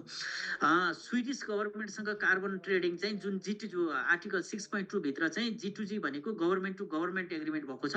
अब मलाई लाग्छ भविष्यमा स्विडेन सरकारले नेपालको कुनै भागका फरेस्ट एरियाहरूलाई सर्टेन वर्षको लागि उनीहरूले कार्बन किन्न सक्ने एउटा बाटो खुलेको छ र अब हामीले अरू राष्ट्रहरूलाई पनि अभिप्रेरित गरेर अझ अलि बढी कम्पिटिटिभ वेमा जसले बढी पैसा दिन्छ उसँग नेगोसिएट गर्ने र अनि प्रभावकारी रूपमा जाने गरी हामी जानुपर्छ। त्यो बाटोमा पनि प्रगति भएको छ। त्यस्तै एडप्टेसन फन्डको रूपमा हाम्रो national trust for nature conservation नेपालको चाहिँ अब यो ट्रस्ट हो, यसको छुट्टै ऐन छ वन मन्त्रालय अन्तर्गत। यो एनटिएनसी चाहिँ एडप्टेसन फन्ड बोर्डको एग्रिडेटेड मेम्बर भएको छ एउटा। अर्को चाहिँ नेपाल चाहिँ एउटा चाहिँ एडप्टेसन फन्ड बोर्डमा पनि त्यो बोर्डको मेम्बर चाहिँ नेपाल सिलेक्टेड भएको छ। त्यस्तै त्यहाँ दुईटा साना प्रोजेक्टहरू पनि लन्च गरिए। यद्यपि यो प्रोजेक्टहरू त त्यहाँ हामीले भिजिबिलिटी बढाउनको लागि मात्रै हो, यसको पूर्व तयारी अलरेडी नेपालमा भइसकेको थियो। त्यहाँ चाहिँ यो सिबिट भन्ने एउटा प्रोजेक्ट र अर्को एउटा चाहिँ हाम्रो जेफ अन्तर्गतको एउटा प्रोजेक्ट चाहिँ हामीले त्यहाँ लन्च गरेका छौँ। त्यस्तै चाहिँ अहिले मलाई पर्सनली भन्नुहुन्छ भने मैले 2018मा 24औं कोप र 19मा तपाईँको 25औं कोपमा भाग लिएको थिएँ। अनि गत वर्ष 28औं कोप मैले दुबईमा भाग लिएर अहिले 29औं कोपमा लिँदाखेरि चाहिँ त्यो मिटिङहरूमा भाग लिने अनि तिनमा बोल्ने अनि त्यसमा चाहिँ विषयवस्तुहरू बुझ्ने जुन क्षमता हो नेपालीहरूको क्रमशः वृद्धि भएको छ र यसलाई अझै बढी बढाएर देन एन्ड देयर बोल्न सक्ने क्षमता। अब मलाई लाग्छ हाम्रो न्युयोर्क मिसनमा बस्ने साथीहरू चाहिँ पक्कै पनि बोल्नुहुन्छ, किनभने उहाँहरूको डे टु डे बिजनेसै त्यही छ। तर अब हामी चाहिँ सरी है अलिकति चाहिँ हाम्रो नेगोसिएसनको क्षमता भनेको तपाईँको चाहिँ राउन्ड टेबलमा होस् अथवा नेगोसिएसनको टेबलमा बस्दाखेरि नेपालको एजेन्डालाई तुरुन्तै त्यहाँ राख्न सक्ने क्षमता चाहिँ हामीले बनाउनुपर्छ। यो मामिलामा प्रगति चाहिँ भएको छ, तर अझै प्रगति गर्न चाहिँ बाँकी छ हामीले। अब यसबाट हामी भविष्यमा कता जाने त भन्ने कुराहरूमा मैले एउटा चाहिँ अब हामी सबैको एउटा निष्कर्ष के छ भने कम्तीमा 3 देखि 5 वर्षसम्म एउटा नेगोसिएसन टिम चाहिँ पर्मानेन्टली बनायो भने इन्स्टिट्युसनल मेमोरी हुन्छ। त्यो मेमोरी भएको टिमले चाहिँ अनि अर्को देशको साथीहरूसँग सम्बन्ध बनाएर नेगोसिएसनमा चाहिँ प्रभावकारी रूपमा नेपालका एजेन्डाहरू राख्न सक्छ। खालि एउटा वर्ष एकजना मान्छे जाने, अर्को वर्ष अर्को मान्छे जाने, अर्को वर्ष अर्को मान्छे जाने जाँदाखेरि चाहिँ हरेक पटक जाने मान्छे सिक्दैमा उसको जिन्दगी बित्ने र नेपालको एजेन्डा कहिल्यै पनि मुखरित नहुने यो समस्याबाट हामी चाहिँ गुज्रिरहेका छौँ। यसलाई चाहिँ निराकरण गर्नुपर्छ भन्ने पक्षमा छौँ।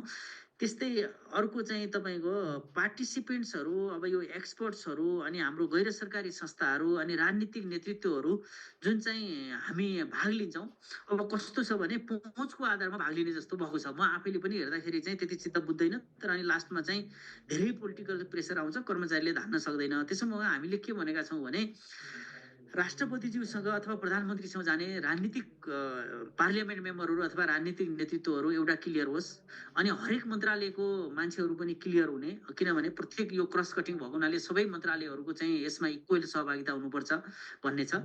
त्यस्तै विषयवस्तु बुझेको अलिकति टेक्निकल एक्सपर्टहरूलाई अगाडि लिडिङ गर्न लगाउने र अनि त्यसपछि सेकेन्ड लेयर र थर्ड लेयरहरूमा नयाँ भाइ बहिनीहरू, खास गरेर अब सहसचिवहरूले चाहिँ लिड गर्यो भने उपसचिव र अधिकृत भाइ बहिनीहरूलाई चाहिँ सिकाएर भोलि चाहिँ सहसचिव रिटायर अथवा सरुवा हुँदाखेरि उपसचिवले चाहिँ बढुवा हुँदा अथवा उपसचिवले चाहिँ क्यारी ओभर गरेर लाने र इन्स्टिट्युसनल मेमोरी हुने गरी हामी जानुपर्छ भनेका छौँ।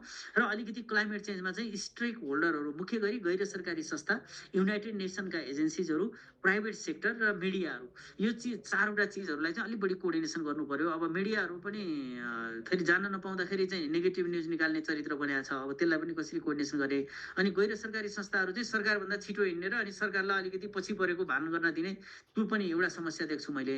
त्यसमा अलिकति राज्य चाहिँ अलिकति स्टेट फरवर्ड र लिडिङ पावर चाहिँ राज्यले देखाउनुपर्छ र स्टेटले लिड गर्नुपर्छ, अरू भनेको चाहिँ त्यसको अङ्ग बनेर आउनुपर्छ। यसको अर्थ उनीहरू चाहिँ त्यसको अन्डरमा काम गर्नुपर्छ भन्ने पनि होइन।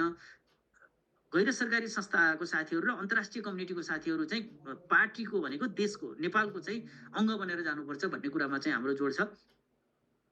त्यस्तै अर्को कुरा चाहिँ जुन कोपमा भाग लिन जाने जति पनि डेलिगेट्सहरू हुनुहुन्छ त्यो चाहिँ अन्यत्र मनोनयन भएर जाने सेमिनार गोष्ठीमा भाग लिने जस्तो नभई त्यहाँनिर एउटा अनुशासित राज्यको प्रतिनिधित्व गर्ने डेलिगेट भएको हुनाले त्यस्ता डेलिगेट्सहरूको क्यापासिटी बिल्डअपमा हामीले एकदमै ध्यान दिनुपर्ने हुन्छ किनभने टेक्निकली बोल्नुपर्ने ठाउँ अथवा डिप्लोमेटिकली बोल्नुपर्ने ठाउँ अथवा पोलिटिकली बोल्नुपर्ने ठाउँ अथवा तपाईँले चाहिँ इन्फर्मली बोलेर दबाब दिनुपर्ने ठाउँहरू त्यो ठाउँ अनुसार बोल्नुपर्ने भएको हुनाले त्यो क्षमता हामीले चाहिँ अलग अलग ठाउँमा बोल्नको लागि अलग अलग जस्तै उदाहरणको लागि हाई लेभल सेगमेन्टमा राष्ट्रपतिजीहरू बोल्दाखेरि एकदमै पोलिटिकल स्टेटमेन्ट अनि नेगोसिएटरहरू बोल्दाखेरि एकदमै तपाईँको टेक्निकली पनि साउन्ड पोलिटिकली पनि साउन्ड र डिप्लोमेटिकली पनि साउन्ड हुनुपर्छ नेगोसिएटरहरू त्यस्तै टेक्निकल एक्सपर्टहरू चाहिँ अलि बढी साइन्स बेस उनीहरूले चाहिँ तपाईँको रिसर्चका रिजल्टहरू अथवा प्याभिलियनहरूमा अथवा साइड इभेन्टहरूमा उहाँहरूले बोल्न सक्नुहुन्छ अब स्टेक होल्डरहरू भनेको सिभिल सोसाइटीको महत्त्वपूर्ण अङ्ग भएको हुनाले यसमा मिडिया र प्राइभेट सेक्टर र अनि अन्य अर्गनाइजेसनहरू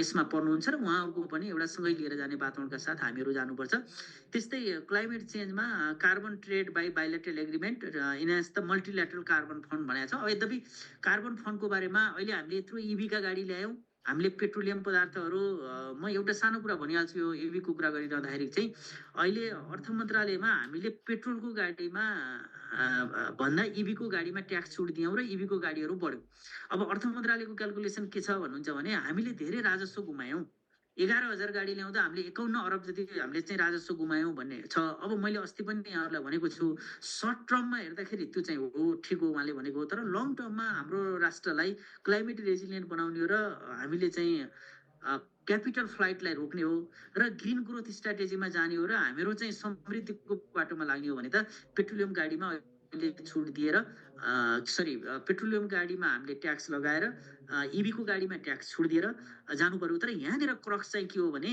हामी इन्डिभिजुअल इभीको गाडीमा चाहिँ एकदमै प्रमोटेड भयो हामीले पब्लिक इभी गाडीमा चाहिँ जोड दिनु पर्यो पब्लिक इभीको गाडीमा जोड दिने बित्तिकै हाम्रो भाडाको दर पनि घट्छ हाम्रो क्यापिटल फ्लाइट पनि रोकिन्छ र हामीले चाहिँ तपाईँको चाहिँ एउटा भनौँ न हेल्दी इन्भाइरोमेन्ट जुन खास गरेर एयर पोल्युसनको हिसाबले जुन काठमाडौँ भ्यालीभित्रको कुरा गर्ने हो भने त्यो पाटोबाट पनि हामी बच्छौँ यसमा अलिकति सिरियसली छलफल गर्नुपर्ने हुन्छ यद्यपि साझा यातायातले राम्रो काम गरेको छ र कतिपय प्राइभेट गाडीहरू पनि पब्लिक जस्तै मैले देख्दाखेरि माइक्रो बसहरू इभीमा आएको छ साझाको बसहरू इभीमा आएको छ अब यो प्राइभेट भाडाका बसहरू जति पनि छन् यिनीहरूलाई इभीमा लान सक्यौँ भने सायद यसमा हामीले राम्रो फड्को मार्छौँ अब यी लगायत तपाईँको चाहिँ efficient and effective in country mechanism भनेको छ यो चाहिँ अलिकति हामीलाई एउटा गुनासो के छ भन्नुहुन्छ भने कतिपय प्रोजेक्टहरूमा हामीलाई डेभलप कन्ट्रीले दिएको पैसा समयमा खर्च भएन त्यो खर्च नहुनुमा एउटा लाइन मिनिस्ट्रीको कमजोरी छ एउटा अर्थ मन्त्रालयको पनि म कमजोरी देख्छु अर्को चाहिँ तपाईँको चाहिँ यो इन्टरनेसनल एजेन्सिजहरू जसले चाहिँ तपाईँको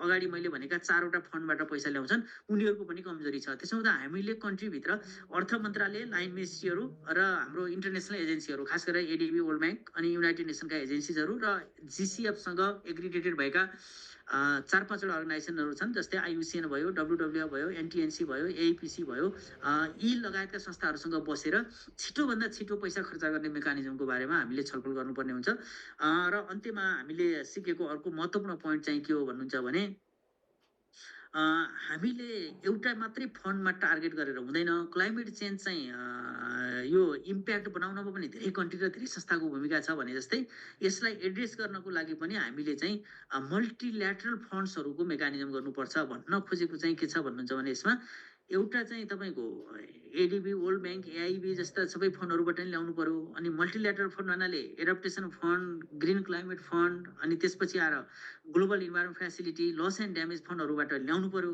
तर अब बिस्तारै चाहिँ ब्लेन्ड फाइनेन्समा पनि हामी जानुपर्छ इन्टरनेसनल मल्टिनेसनल कम्पनीहरू र अनि कोषहरू अथवा मल्टिनेसनल कम्पनीहरू र कुनै डेभलप कन्ट्रीहरूले आधा ग्रान्टमा आधा लोनमा अथवा चाहिँ कुनै मेकानिजममा आउँछन् भने त्यो हरेक उपायहरू चाहिँ हामीले ओपन गर्नुपर्छ खालि ग्रान्ट देऊ भनेर मात्रै नै हुँदैन प्रोडक्टिभ क्षेत्रमा चाहिँ कन्सेसनर लोन लिनको लागि चाहिँ त्यति डराउनु हुँदैन भन्ने कम्तीमा मेरो व्यक्तिगत विचार छ यद्यपि अस्ति बिआरआईकोमा लोनको विषयलाई लिएर धेरै छलफल भयो अब कतिपय राजनीतिक पार्टीहरूले आग्रह पूर्वाग्रहको रूपमा पनि गफ गर्ने चलन छ कतिपय सिभिल सोसाइटीहरूले लोन लिनु हुँदैन भनेर सरकारलाई एकदमै प्रेसरमा राखेको स्थिति पनि छ तर अहिले चाहिँ सरकार साँची बसेर निजी क्षेत्रले लोन लिन सक्छ भने हामी त्यस्तोमा पनि जानुपर्छ किन भन्नुहुन्छ भने अरू राष्ट्रहरूले गरेका बेस्ट प्र्याक्टिसहरू हामीले सिक्नुपर्छ मुख्य गरी अहिले ग्रिन क्लाइमेट फन्डमा 2टा ब्याङ्कहरू एउटा चाहिँ एआइएनबी हैन एउटा चाहिँ अनि अर्को चाहिँ नेफ्रा यो 2टा ब्याङ्कहरू चाहिँ मोरलेस एग्रिगेटेड भइसकेको अवस्था छ यिनीहरू ब्याङ्कहरूलाई अब हामीले चाहिँ कन्सेसनर लोन चाहिँ लिन यिनीहरूलाई अभिप्रेरित गर्यौँ र अन्तर्राष्ट्रिय समुदायलाई पनि हामीले कन्भिन्स गरिदियौँ भने नेपालमा चाहिँ त्यो किसिमको फेसिलिटी चाहिँ ओपन हुन सक्ने देखिन्छ। यो चाहिँ हामीले सिकेका केही कुराहरू भए। अब मैले अलिकति यो क्लाइमेट चेन्जको हुन त सुरुमा गर्नु पर्थ्यो, मैले पछाडि गरेँ। अब एउटा चाहिँ हजुरहरूले बुझ्नुपर्ने एउटा कुरा के छ भने क्लाइमेट चेन्ज के को कारणले हुन्छ भन्दाखेरि चाहिँ दुईवटा, एउटा चाहिँ नेचुरल ड्राइभर्सहरू छन् भने एउटा एन्थ्रोपोजेनिक ड्राइभरहरू छन्। अब खास गरेर नेचुरल ड्राइभरमा तपाईँ हाम्रो इफोर्ट त्यति धेरै हुँदैन, हामीले केही धेरै गर्न सक्दैनौँ। तर मान्छेले गर्ने एक्टिभिटिजहरू भनेको मुख्य गरी फोसिल्स फ्युल्सको उत्सर्जन, अनि तपाईँको सिमेन्टहरूको प्रोडक्सन, अनि भू उपयोगमा ल्याएको परिवर्तन, जुन चाहिँ तपाईँ हामीले चाहिँ इन्डस्ट्रियल एरिया बनायौँ अथवा इन्फ्रास्ट्रक्चर निर्माण गऱ्यौँ र ग्रिनरी भएको एरियालाई हामीले चाहिँ नाश गरेर अन्य उपयोग गऱ्यौँ भने त्यस्तोमा हुन्छ। त्यस्तै non CO2 green house gases भनेका 7वटा greenhouse gases, CO2 major छ, अरू चाहिँ तपाईँको चाहिँ मिथेन लगायतका अरू 6वटा ग्यासहरू छन्। अनि एन्थ्रोपोजेनिक एरोसल्स भयो, डिफोरेस्टेसन भयो, अनि अर्बनाइजेसन। अहिले पछिल्लो समयमा अर्बनाइजेसन पनि एकदमै ठुलो पेचिलो विषय चाहिँ बनेर आएको छ, किनभने माइग्रेसनले गर्दा मान्छेहरू सहरतिर जाने अनि त्यसले पूर्वाधार डिमान्ड गर्ने, त्यो पूर्वाधार डिमान्ड गर्दाखेरि ल्यान्ड युज चेन्ज हुने, अनि त्यसको मल्टिपल र कलेक्टिभ इम्प्याक्ट चाहिँ कार्बन उत्सर्जन हुने गरेको छ। अब अहिले पछिल्लो समयमा हेर्नुभयो भने जति जति पछिल्लो समयको डाटाहरू हेऱ्यो त्यति त्यति कार्बन उत्सर्जन एकदमै बढी छ। र त्यसमा खास गरेर पछिल्लो 50 वर्ष, लमसममा 50 वर्ष, तर तपाईँले 1980 भन्दा यताको विश्व अर्थतन्त्रलाई हेर्नुभयो भने धेरै जसो समस्याहरू अहिले पछिल्लो समयमा छन्। र फेरि पृथ्वीको पपुलेसन कसरी बढेको छ भनेर हेर्नुभयो भने 1804मा 1 बिलियन भएको पपुलेसन 2024मा आइपुग्दा नपुग्दा तपाईँको चाहिँ 8 बिलियन भएको छ, भनेको 8 अरब भएको छ, र 4 अरब त पछिल्लो 50 वर्षमा मात्रै बढेको छ। त्यसो भएको हुनाले यो खाने मुखहरू चाहिँ यति धेरै बढे अथवा चाहिँ वस्तुको उपभोग गर्ने डिमान्ड यति धेरै बढ्यो कि पछिल्लो समयमा एकदमै धेरै जनसङ्ख्या बढेको हुनाले कार्बन उत्सर्जन अथवा जलवायु परिवर्तनका इम्प्याक्टहरू आउँदो 15-20 वर्ष 30 वर्ष चाहिँ एकदमै बढ्ने सम्भावना देखिन्छ। अब पपुलेसन चाहिँ बिस्तारै घट्छ भन्नेमा चाहिँ एउटा अनुमान छ। तर अब इन्डिया र मुस्लिम कन्ट्रीहरूको ट्रेन्ड हेऱ्यौँ भने फेरि चाहिँ पपुलेसन बढेको स्थिति छ। डेभलप कन्ट्रीहरू र डेभलप नभइकन नेपाल जस्तो कन्ट्रीहरू, भुटान जस्तो कन्ट्रीहरूमा चाहिँ अलरेडी चाहिँ यो एउटा स्थिर अवस्थामा आइसकेको अवस्था छ। तर अब धेरै पपुलेसन भएको कन्ट्रीहरूले पपुलेसन नघटाएसम्म हाम्रो जस्तो सानो कन्ट्रीले धेरै असर गर्दैन। त्यसो हुँदा पपुलेसन कसरी जान्छ र त्यसको आधारमा वस्तुको उपभोग कसरी हुन्छ र त्यसमा कार्बन उत्सर्जन कसरी जोडिएर आउँछ भन्ने कुराहरू चाहिँ हामीले चाहिँ टेम्पोरल रिसर्च गरेर, टेम्पोरल भनेको तपाईँको 1980मा कस्तो थियो, 90मा कस्तो भयो, अनि 2000 कस्तो भयो, 2010, 20 हुँदै 30, 40, 50को एउटा चाहिँ टाइम लाइनमा चाहिँ हामीले रिसर्च गरेर हेर्नुपर्ने हुन्छ। क्लाइमेट चाहिँ इम्प्याक्ट्सभित्र अब अहिले हामी सबैले भन्ने गरेको चाहिँ के हो भन्नुहुन्छ भने सबैभन्दा महत्त्वपूर्ण भनेको नेचर बेस्ड सोलुसन हो। अब मैले यो स्लाइड्समा यहाँ तपाईँको 37वटा विभिन्न चिजहरूले चाहिँ क्लाइमेट चेन्जमा असर गर्ने र अनि यससँग जुन्नको लागि क्षमता बढाउनु पर्ने कुराहरू छ। मलाई लाग्छ यो स्लाइड हेर्नुभयो भने यहाँहरूले केही कुरा बुझ्नुहुनेछ। म पछि स्लाइडको कपी पनि यहाँहरूलाई उपलब्ध गराउने नै छु। त्यस्तै अर्को चाहिँ तपाईँको क्लाइमेट चेन्ज एडप्टेसनभित्र दुईवटा कुराहरू मुख्य गरी नेचर बेस्ड सोलुसन र टेक्नोलोजिकल। यो अगाडिको स्लाइड्समा यसका कजेसहरूमा म बढी फोकस भएको छु है, क्लाइमेट चेन्ज के कारणले इम्प्याक्ट पर्छ भन्ने कुरामा। तर यहाँनिर चाहिँ नेचर बेस्ड सोलुसन र टेक्नोलोजी बेस्ड सोलुसनहरू के हुन सक्छन् भनेर यो स्लाइडमा छ। यद्यपि मैले यो जर्नल आर्टिकलहरूबाट लिएको इन्फर्मेसन हो। द इनोभेसन जियो साइन्स भन्नेबाट मैले हिजो यो आर्टिकल एकदमै तपाईँको 50-60 जना साइन्टिस्टहरूले मिलेर एक चाइनिज एकाडेमी अफ साइन्सले निकालेको मैले हिजो सर पढेँ, मलाई एकदम मन परेर अनि मैले यहाँ राखेको हो। यद्यपि नेपालको कम्युनिटी फरेस्ट्री, हाम्रो अर्गानिक फार्मिङ सानो स्केलमा चाहिँ तपाईँको चाहिँ नेपालका जुनसुकै उदाहरण दिँदा पनि हुन्छ यहाँहरूले लेख्दाखेरि। तर अलिकति कन्सेप्चुअल र यसको थ्योरिटिकल कुरा बुझ्नको लागि यो स्लाइड बढी महत्त्वपूर्ण हुन्छ भनेर मैले यहाँ राखेको हुँ। यसको बारेमा यहाँ तपाईँको चाहिँ तल वृक्षारोपण गर्दा कसरी सपोर्ट गर्छ, अथवा चाहिँ तपाईँको कोस्टल इकोसिस्टमहरूलाई हामी कसरी रिस्टोर गर्छौँ, वेटल्यान्डहरूलाई हामी कसरी बचाउँछौँ, पिटल्यान्डहरूलाई हामी कसरी बचाउँछौँ भन्ने कुराहरू लगायत ग्रासल्यान्डहरू अनि फरेस्ट म्यानेजमेन्टहरू, अब यस्ता धेरै कुराहरू छ, एग्रिकल्चर फार्मिङहरू र मुख्य गरी अर्गानिक फार्मिङहरू। र त्यसो गरिरहँदाखेरि चाहिँ टेक्नोलोजीको सहयोगमा मुख्य गरी क्लिन इनर्जी, यहाँहरूले एउटा बुझ्नुपर्ने कुरा के छ भने नेपालको हाइड्रो पावरबाट उत्पादन भएको सबै इनर्जीहरू क्लिन इनर्जी हो। सोलर इनर्जी पनि क्लिन इनर्जी हो। विन्ड इनर्जी पनि क्लिन इनर्जी हो। पेट्रोलियम पदार्थबाट उत्पादन भएको इनर्जी जति चाहिँ डर्टी इनर्जी हो, त्यसलाई चाहिँ रिप्लेस गरेर हामी क्लिन इनर्जीमा जानुपर्छ भन्ने कुराहरू छ। अब यसमा चाहिँ हाउसिङहरूको डेभलप गर्दाखेरि तपाईँको चाहिँ इलेक्ट्रिक भेहिकलहरूका कुराहरू अगाडि नै भन्यौँ, इन्डक्सन चुलोको कुराहरू हामीले धेरै कुराहरू गऱ्यौँ। अब जे पनि हामीले प्रयोग गर्छौँ। र अर्को चाहिँ यहाँहरूले सम्झिनुपर्ने चाहिँ मैले यहाँ नलेखेको तर सम्झिनुपर्ने चाहिँ सर्कुलर इकोनोमी। सर्कुलर इकोनोमी भनेको यहाँहरूले बुझ्नुहुन्छ सिम्पली यो चाहिँ इन्भाइरोमेन्टल साइन्सबाट आएको टर्मिल हो, अहिले एकदमै वर्ल्ड वाइड फेमस छ। सर्कुलर इकोनोमी भनेको कुनै वस्तु सुरुमा प्रयोग गर्नुभन्दा अगाडि गर्ने कि नगर्ने भनेर यहाँले राम्रो डिसाइड गरेर सकेसम्म रिड्युस गर्ने, त्यसलाई चाहिँ तपाईँले चाहिँ रिफ्युज गरिदिने, प्रयोगै नगर्ने। अनि रिफ्युज गर्न सक्नुहुन्न भने रिड्युस गरेर मात्रै किन्ने, थोरै किन्ने। अनि किनिसकेपछि पनि तपाईँले त्यसलाई रियुज गर्न मिल्छ भने रियुज गर्ने, रिपेयर गर्न मिल्छ भने रिपेयर गर्ने, रिसाइकल गर्न मिल्छ भने रिसाइकल गर्ने। र त्यसलाई सकेसम्म त्यसको डिस्पोजल मेटेरियल हो जुन चाहिँ तपाईँले लास्टमा तपाईँले गार्बेजको रूपमा फाल्नुहुन्छ, त्यसलाई अत्यन्त कम र न्यून रूपमा चाहिँ त्यसलाई गार्बेजको रूपमा प्रयोग गर्ने, जुन मेटेरियलले तपाईँको पृथ्वीको सतहमा न्यूनतम असर गरोस् in terms of air pollution, in terms of तपाईँको चाहिँ यो टोटल पोल्युसन अथवा चाहिँ कार्बन एमिसन, त्यो हिसाबले जानुपर्छ। र सर्कुलर इकोनोमी यहाँहरूले हेर्नुभयो भने एकदमै धेरै डकुमेन्टहरू अहिले वर्ल्ड ब्याङ्क, युरोपियन युनियन चाहिँ यसमा एकदम लिडिङ एजेन्सिजहरूको रूपमा काम गरिरहेछन्। र अहिले नेपालमा पनि यो सर्कुलर इकोनोमीमा केही संस्थाहरूले राम्रोसँग काम गरेको मैले देखेको छु। र काठमाडौँ युनिभर्सिटीले त केही डायलगहरू छलफलहरू गरेको स्थिति पनि छ।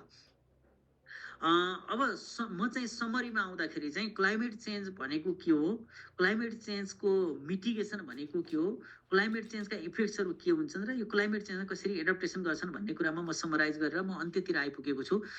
मुख्य कुरा चाहिँ जलवायु परिवर्तन हुनमा तपाईँको चाहिँ इनर्जी सेक्टर भनेको पेट्रोलियम पदार्थहरूको प्रयोग, इन्डस्ट्रियल प्रोडक्सन अनि ट्रान्सपोर्टेसन जुन गाडीहरू यातायातका साधनहरू, त्यस्तै तपाईँको चाहिँ वन क्षेत्रको फडानी र अर्को चाहिँ एग्रिकल्चर प्र्याक्टिसेसहरू, खास गरेर तपाईँको अब यो कहिलेकाहीँ खैरीहरू भन्दा रिसाउँछन्, अब हामी चाहिँ गाई खान्नौँ, उनीहरू गाई खान्छन्। यो गाई फार्मिङ गर्ने कन्ट्रीहरू जुन चाहिँ मिट छ त्यसबाट सबभन्दा बढी मिथेनहरू चाहिँ जानेर त्यो चाहिँ बढी जिम्मेवार छ। अब हामीले पनि रिसर्च नगर्ने अनि उनीहरूको कुरो थाहा नपाउने, अनि उनीहरूले हामीलाई यहाँ एउटा सानो बाटो खन्नु पऱ्यो, एउटा हाइवे बनाउनु पऱ्यो भने पनि सोसियल सेफगार्ड मेजर EIA का कुरा ल्याएर अनि तपाईँ हामीलाई उचालिदिने, अनि कि मिडियालाई उचालिदिने, कि अदालतलाई उचालिदिने, कि चाहिँ कसलाई उचालिदिने, त्यो चाहिँ एउटा चरित्र छ।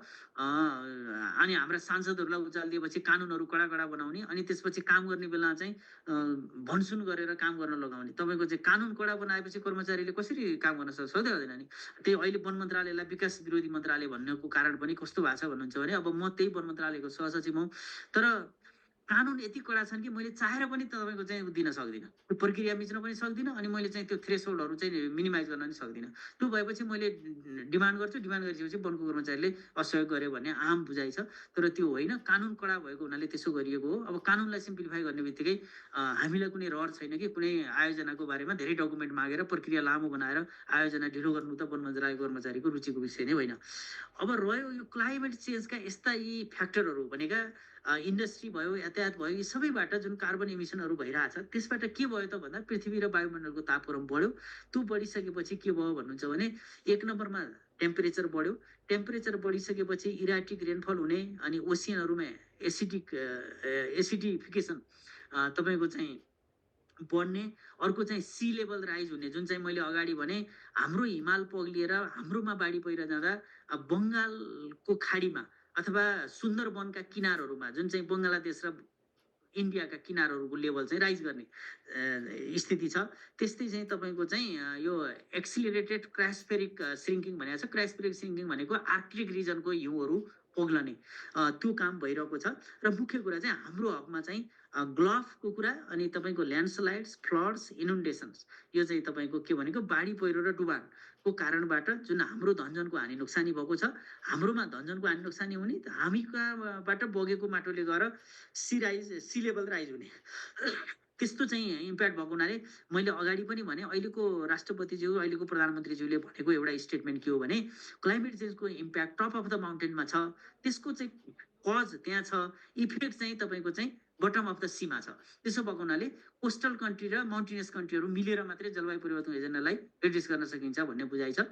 अब यो क्लाइमेट चेन्जका ड्राइभरहरू र यसका इफेक्ट्सहरू तपाईँले बुझिसकेपछि मिटिगेसन गर्ने उपाय र क्लाइमेट चेन्जको एडप्टेसन हो। अब मिटिगेसनमा मैले अगाडि धेरै कुराहरू भनि पनि सकेँ।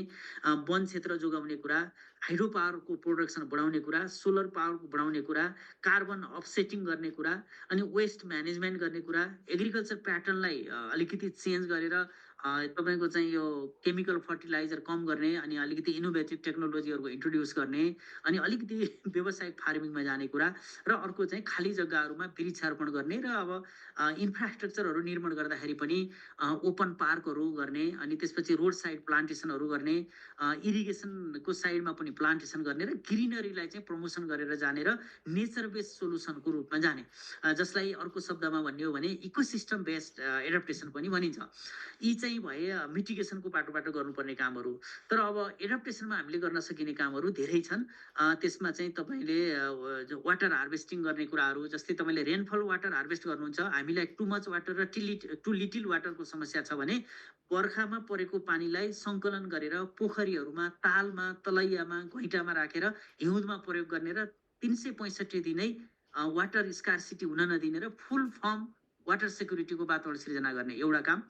त्यस्तै तपाईँको चाहिँ इरिगेसनको इफिसियन्सीलाई हामीले बढाउन सक्छौँ। तपाईँको चाहिँ अहिले टनल फार्मिङमा एउटा किसिमको छ भने, अर्को चाहिँ तपाईँको चाहिँ पाइप लगेर खेतमा लगाउने होइन कि त्यसलाई चाहिँ मेसिनबाट छर्केर मिलाउने कुराहरू। त्यस्तै चाहिँ तपाईँको डिग्रेडेड इकोसिस्टमहरू हामीले रिस्टोर गर्न सक्छौँ। यहाँहरूले चुरे क्षेत्रबाट गाडी चलाएर पूर्व पश्चिम जानुभयो भने थुप्रै नदीका किनारहरू यस्तो संवेदनशील अवस्था छन्, त्यहाँका इकोसिस्टमहरूलाई हामीले रिस्टोर गर्न सक्छौँ। त्यस्तै हामीले अहिले एग्रो फरेस्ट्रीको कन्सेप्टलाई हामीले धेरै नै अगाडि बढाउनु पर्नेछ। मलाई पर्सनली भन्नुहुन्छ भने कम्युनिटी फरेस्ट्रीभित्र पनि एग्रो फरेस्ट्री ल्याएर फलफुल खेतीहरू इन्ट्रोड्युस गर्नुपर्छ। त्यस्तै क्रपहरूमा डाइभर्सिफिकेसन गर्नुपर्छ, र अहिले कटुस र चिलाउनेको वन राखेर सामुदायिक वन भएको छ, त्यहाँ चाहिँ महिलाहरूको सहभागिता छ भनेर जुन हाम्रो एनजिओहरूले गीत गाउँछन्, त्यो गीतसँग मेरो असहमति छ, म वन मन्त्रालयको कर्मचारी भएर पनि। किनभने फरेस्ट्री सेक्टरबाट प्रोडक्टिभिटीमा जानको लागि हामीले धेरै पहल गर्न बाँकी रह्यो, र त्योमा एग्रेसिभली काम गर्नुपर्छ। तर यहाँ एउटा कुरा बुझ्नुपर्ने, र यहाँहरूले पनि बुझिदिनु पर्ने कुरा के छ भने, वन मन्त्रालयको काम वन संरक्षण र प्रोटेक्सन गर्ने हो।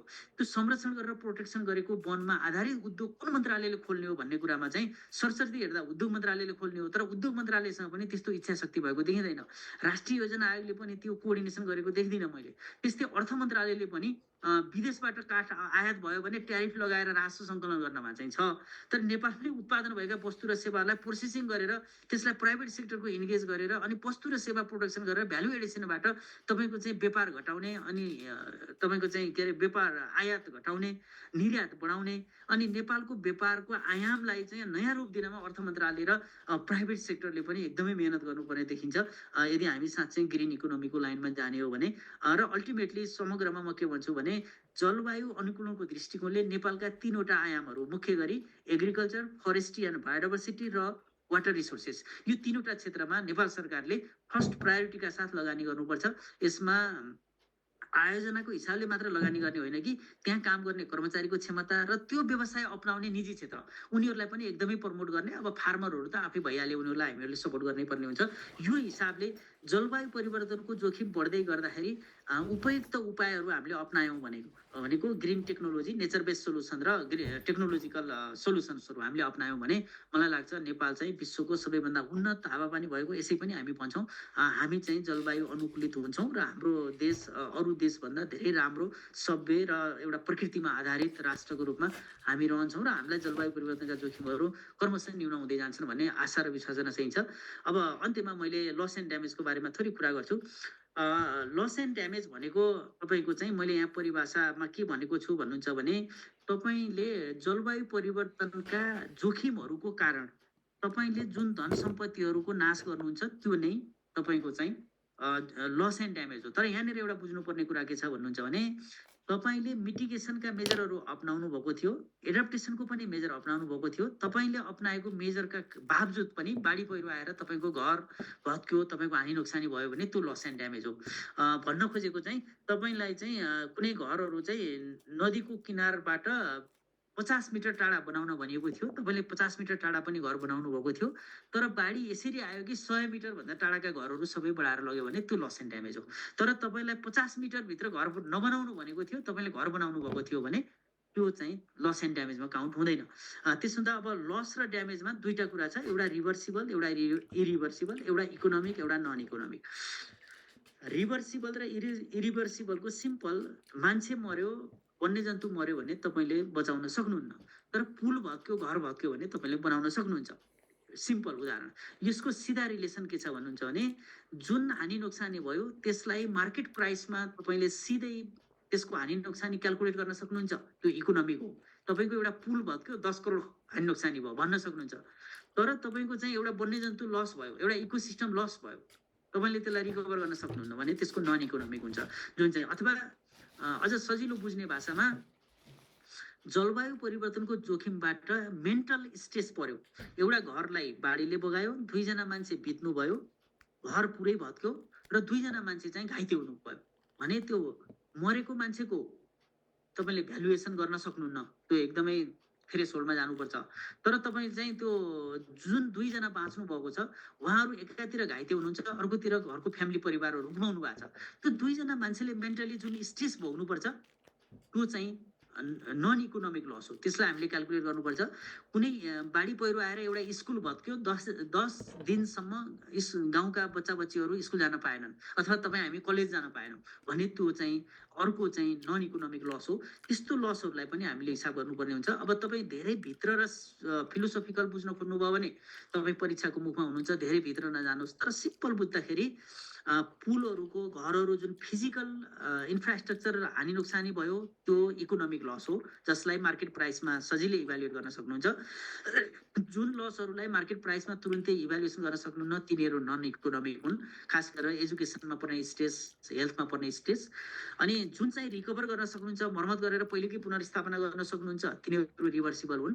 जुन चाहिँ तपाईँले पहिलाको फेजमा ल्याउन सक्नुहुन्न तिनीहरू इरिभर्सिबल हुन्। यो एकदमै कम्प्लिकेटेड। अहिले म आफै पनि एकदमै धेरै पढ्दैछु, बुझ्दैछु। क्याम्ब्रिज युनिभर्सिटीले धेरै रिसर्च गरेको छ र ग्लोबली एउटा भाइ बहिनीहरू यो युथहरूको एउटा एलायन्स पनि छ, त्यो एलायन्सले पनि धेरै रिसर्च गरेर ल्याएको छ र अहिले चाहिँ केस स्टडीहरू र अलि आर्टिकुलेटेड स्टोरीहरू तयार गरेर जानु पर्यो भन्ने कुराहरू भइरहेछ। हामीहरू पनि त्यो लाइनमा जानुपर्ने देखिन्छ। यो चाहिँ युनाइटेड नेसनको यो हाम्रो UNFCCCको फ्रेमवर्कले तपाईँको चाहिँ यसको 2 किसिमले व्याख्या गरेको छ, एउटा स्लो अनसेट इभेन्ट र एउटा एक्सट्रिम इभेन्ट।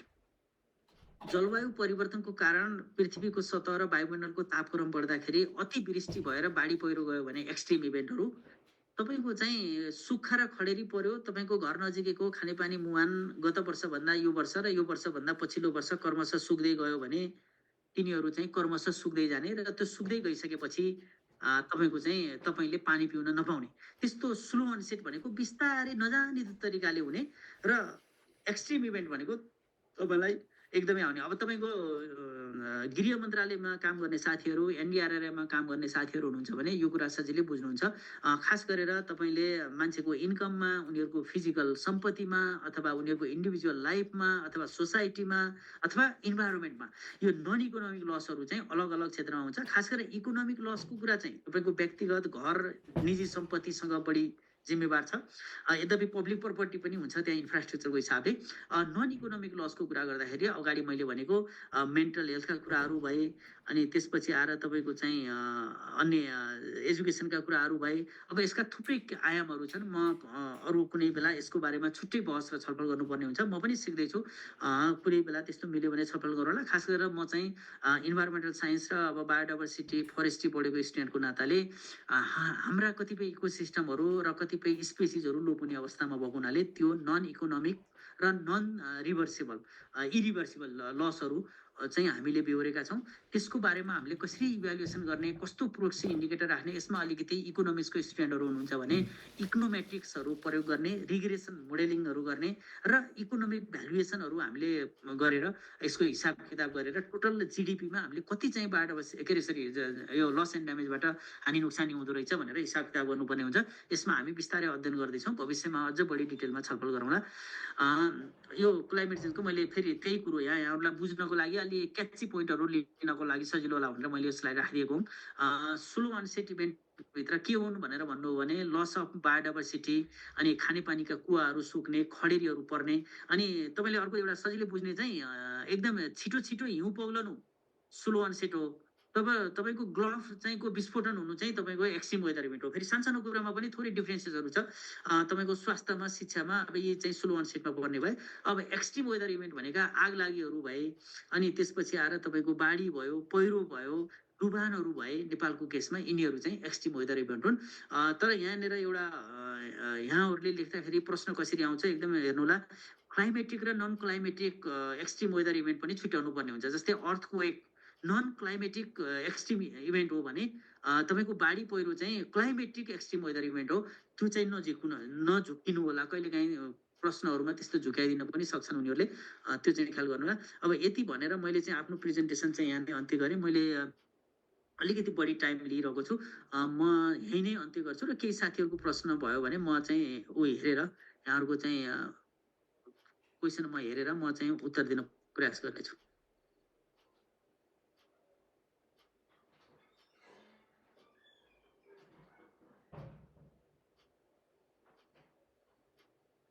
ठिक छ, सबैजनाले सुन्नुभएको छ नि होइन?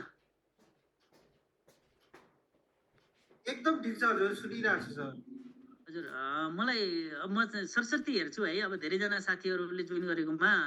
सर नमस्ते, kindly emphasis number 1 political use and area of investment of global climate fund. What are the necessary preparation needed to grab more global climate fund? What is the potential fund for climate fund utilization? Practice of LDC like country. एकदम राम्रो प्रश्न गर्नुभएको छ। जलवायु वित्तको हिसाबले, climate फाइनेन्सको हिसाबले अन्तर्राष्ट्रिय समुदायहरूले 4वटा फन्डहरूको मेकानिजम गरेका छन्। मैले अगाडि पनि भनेको छु, adaptation fund, global environment facility, green climate fund र लस एन्ड ड्यामेज। यी फन्डहरूबाट नेपालले पैसा लिनको लागि मैले अस्ति पनि भनेको थिएँ, हामीले एउटा डाटाबेस, अर्को प्रपोजल राइटिङ क्यापासिटी र हाम्रो नेगोसिएसन स्किल, यो 3वटा चिजहरूमा हामीले वृद्धि गर्नुपर्छ ताकि हामीले बढीभन्दा बढी फन्ड ल्याउन सक्छौँ। तर फन्ड ल्याएर मात्रै हुँदैन, हाम्रो खर्च गर्ने क्षमता पनि बढाउनुपर्छ। खर्च गर्ने क्षमतामा अहिले अन बजेट अन ट्रेजरी भनेको नेपाल सरकारको खातामा पैसा ल्याएर खर्च गर्ने चलन बढेको छ। अर्थ मन्त्रालयको साथीहरू यहाँ हुनुहुन्छ होला। यद्यपि केही साथीहरूले नेपाल सरकारको नियम कानुन पालना गर्दा खर्च ढिलो भयो र केही पैसा फिर्ता गयो, कुनै पनि प्रोजेक्टहरू टाइममा सिद्धिएनन् भनेको छ। त्यसमा त मैले चाहिँ के भनेको छु भने पैसा बढीभन्दा बढी पैसा ल्याउनको लागि हामीले फन्डहरूमा को प्रक्रिया बुझेर त्यसमा क्यापासिटी बिल्डअप बनाउनु पर्यो। बायोलेट्रियल हाम्रो एग्रिमेन्टलाई एकदमै राम्रो बनाउनु पर्यो। अनि बायोलेट्रियल पोलिटिकल र डिप्लोमेटिक रिलेसनहरूलाई पनि बढाउनु पर्यो। र ल्याएको पैसा खर्च गर्ने सन्दर्भमा मैले चाहिँ फलानु मन्त्रालय राम्रो अथवा नराम्रो म भन्दिनँ। तर मेरो एउटा अनुरोध के हो भने, यहाँहरूले पनि लेख्न मिल्ने, अर्थ मन्त्रालय र लाइन मिनिस्ट्री र अन्तर्राष्ट्रिय निकायहरू जसले विदेशी पैसा हामी जो मार्फत ल्याएका छौँ सँगै बसेर कुन मोडालिटी सबैभन्दा बेस्ट मोडालिटी हो भनेर कम्पेरिटिभ स्टडी गरेर राज्यलाई चाहिँ पोलिसी डिपार्चरको लागि सजेस्ट गर्नुपर्छ भन्छु मैले यो प्रश्नको। जलवायु कोषको रकम नेपालमा कसरी ल्याउने प्रक्रिया भन्नु लगभग अगाडिको प्रश्नसँग छ। 3 जनालाई आमन्त्रण गरेकोमा जम्मू टिम गयो भन्ने आलोचना छ। यो चाहिँ तपाईँले एकदम राम्रो प्रश्न भयो। यो संयोगले 3 जना लेख्थ्यो। अब यो पटक चाहिँ म पनि हो, 4 जना चाहिँ हामी यो युनाइटेड नेसनबाट 4 जनालाई उनीहरूले फन्डिङ गरेको थियो। बाँकी चाहिँ नेपाल सरकारको पैसा र नेपालमा काम गर्ने गैर सरकारी संस्थाहरू र खास गरेर हाम्रा प्रोजेक्टहरूबाट हामीले फन्ड म्यानेज गरेका थियौँ।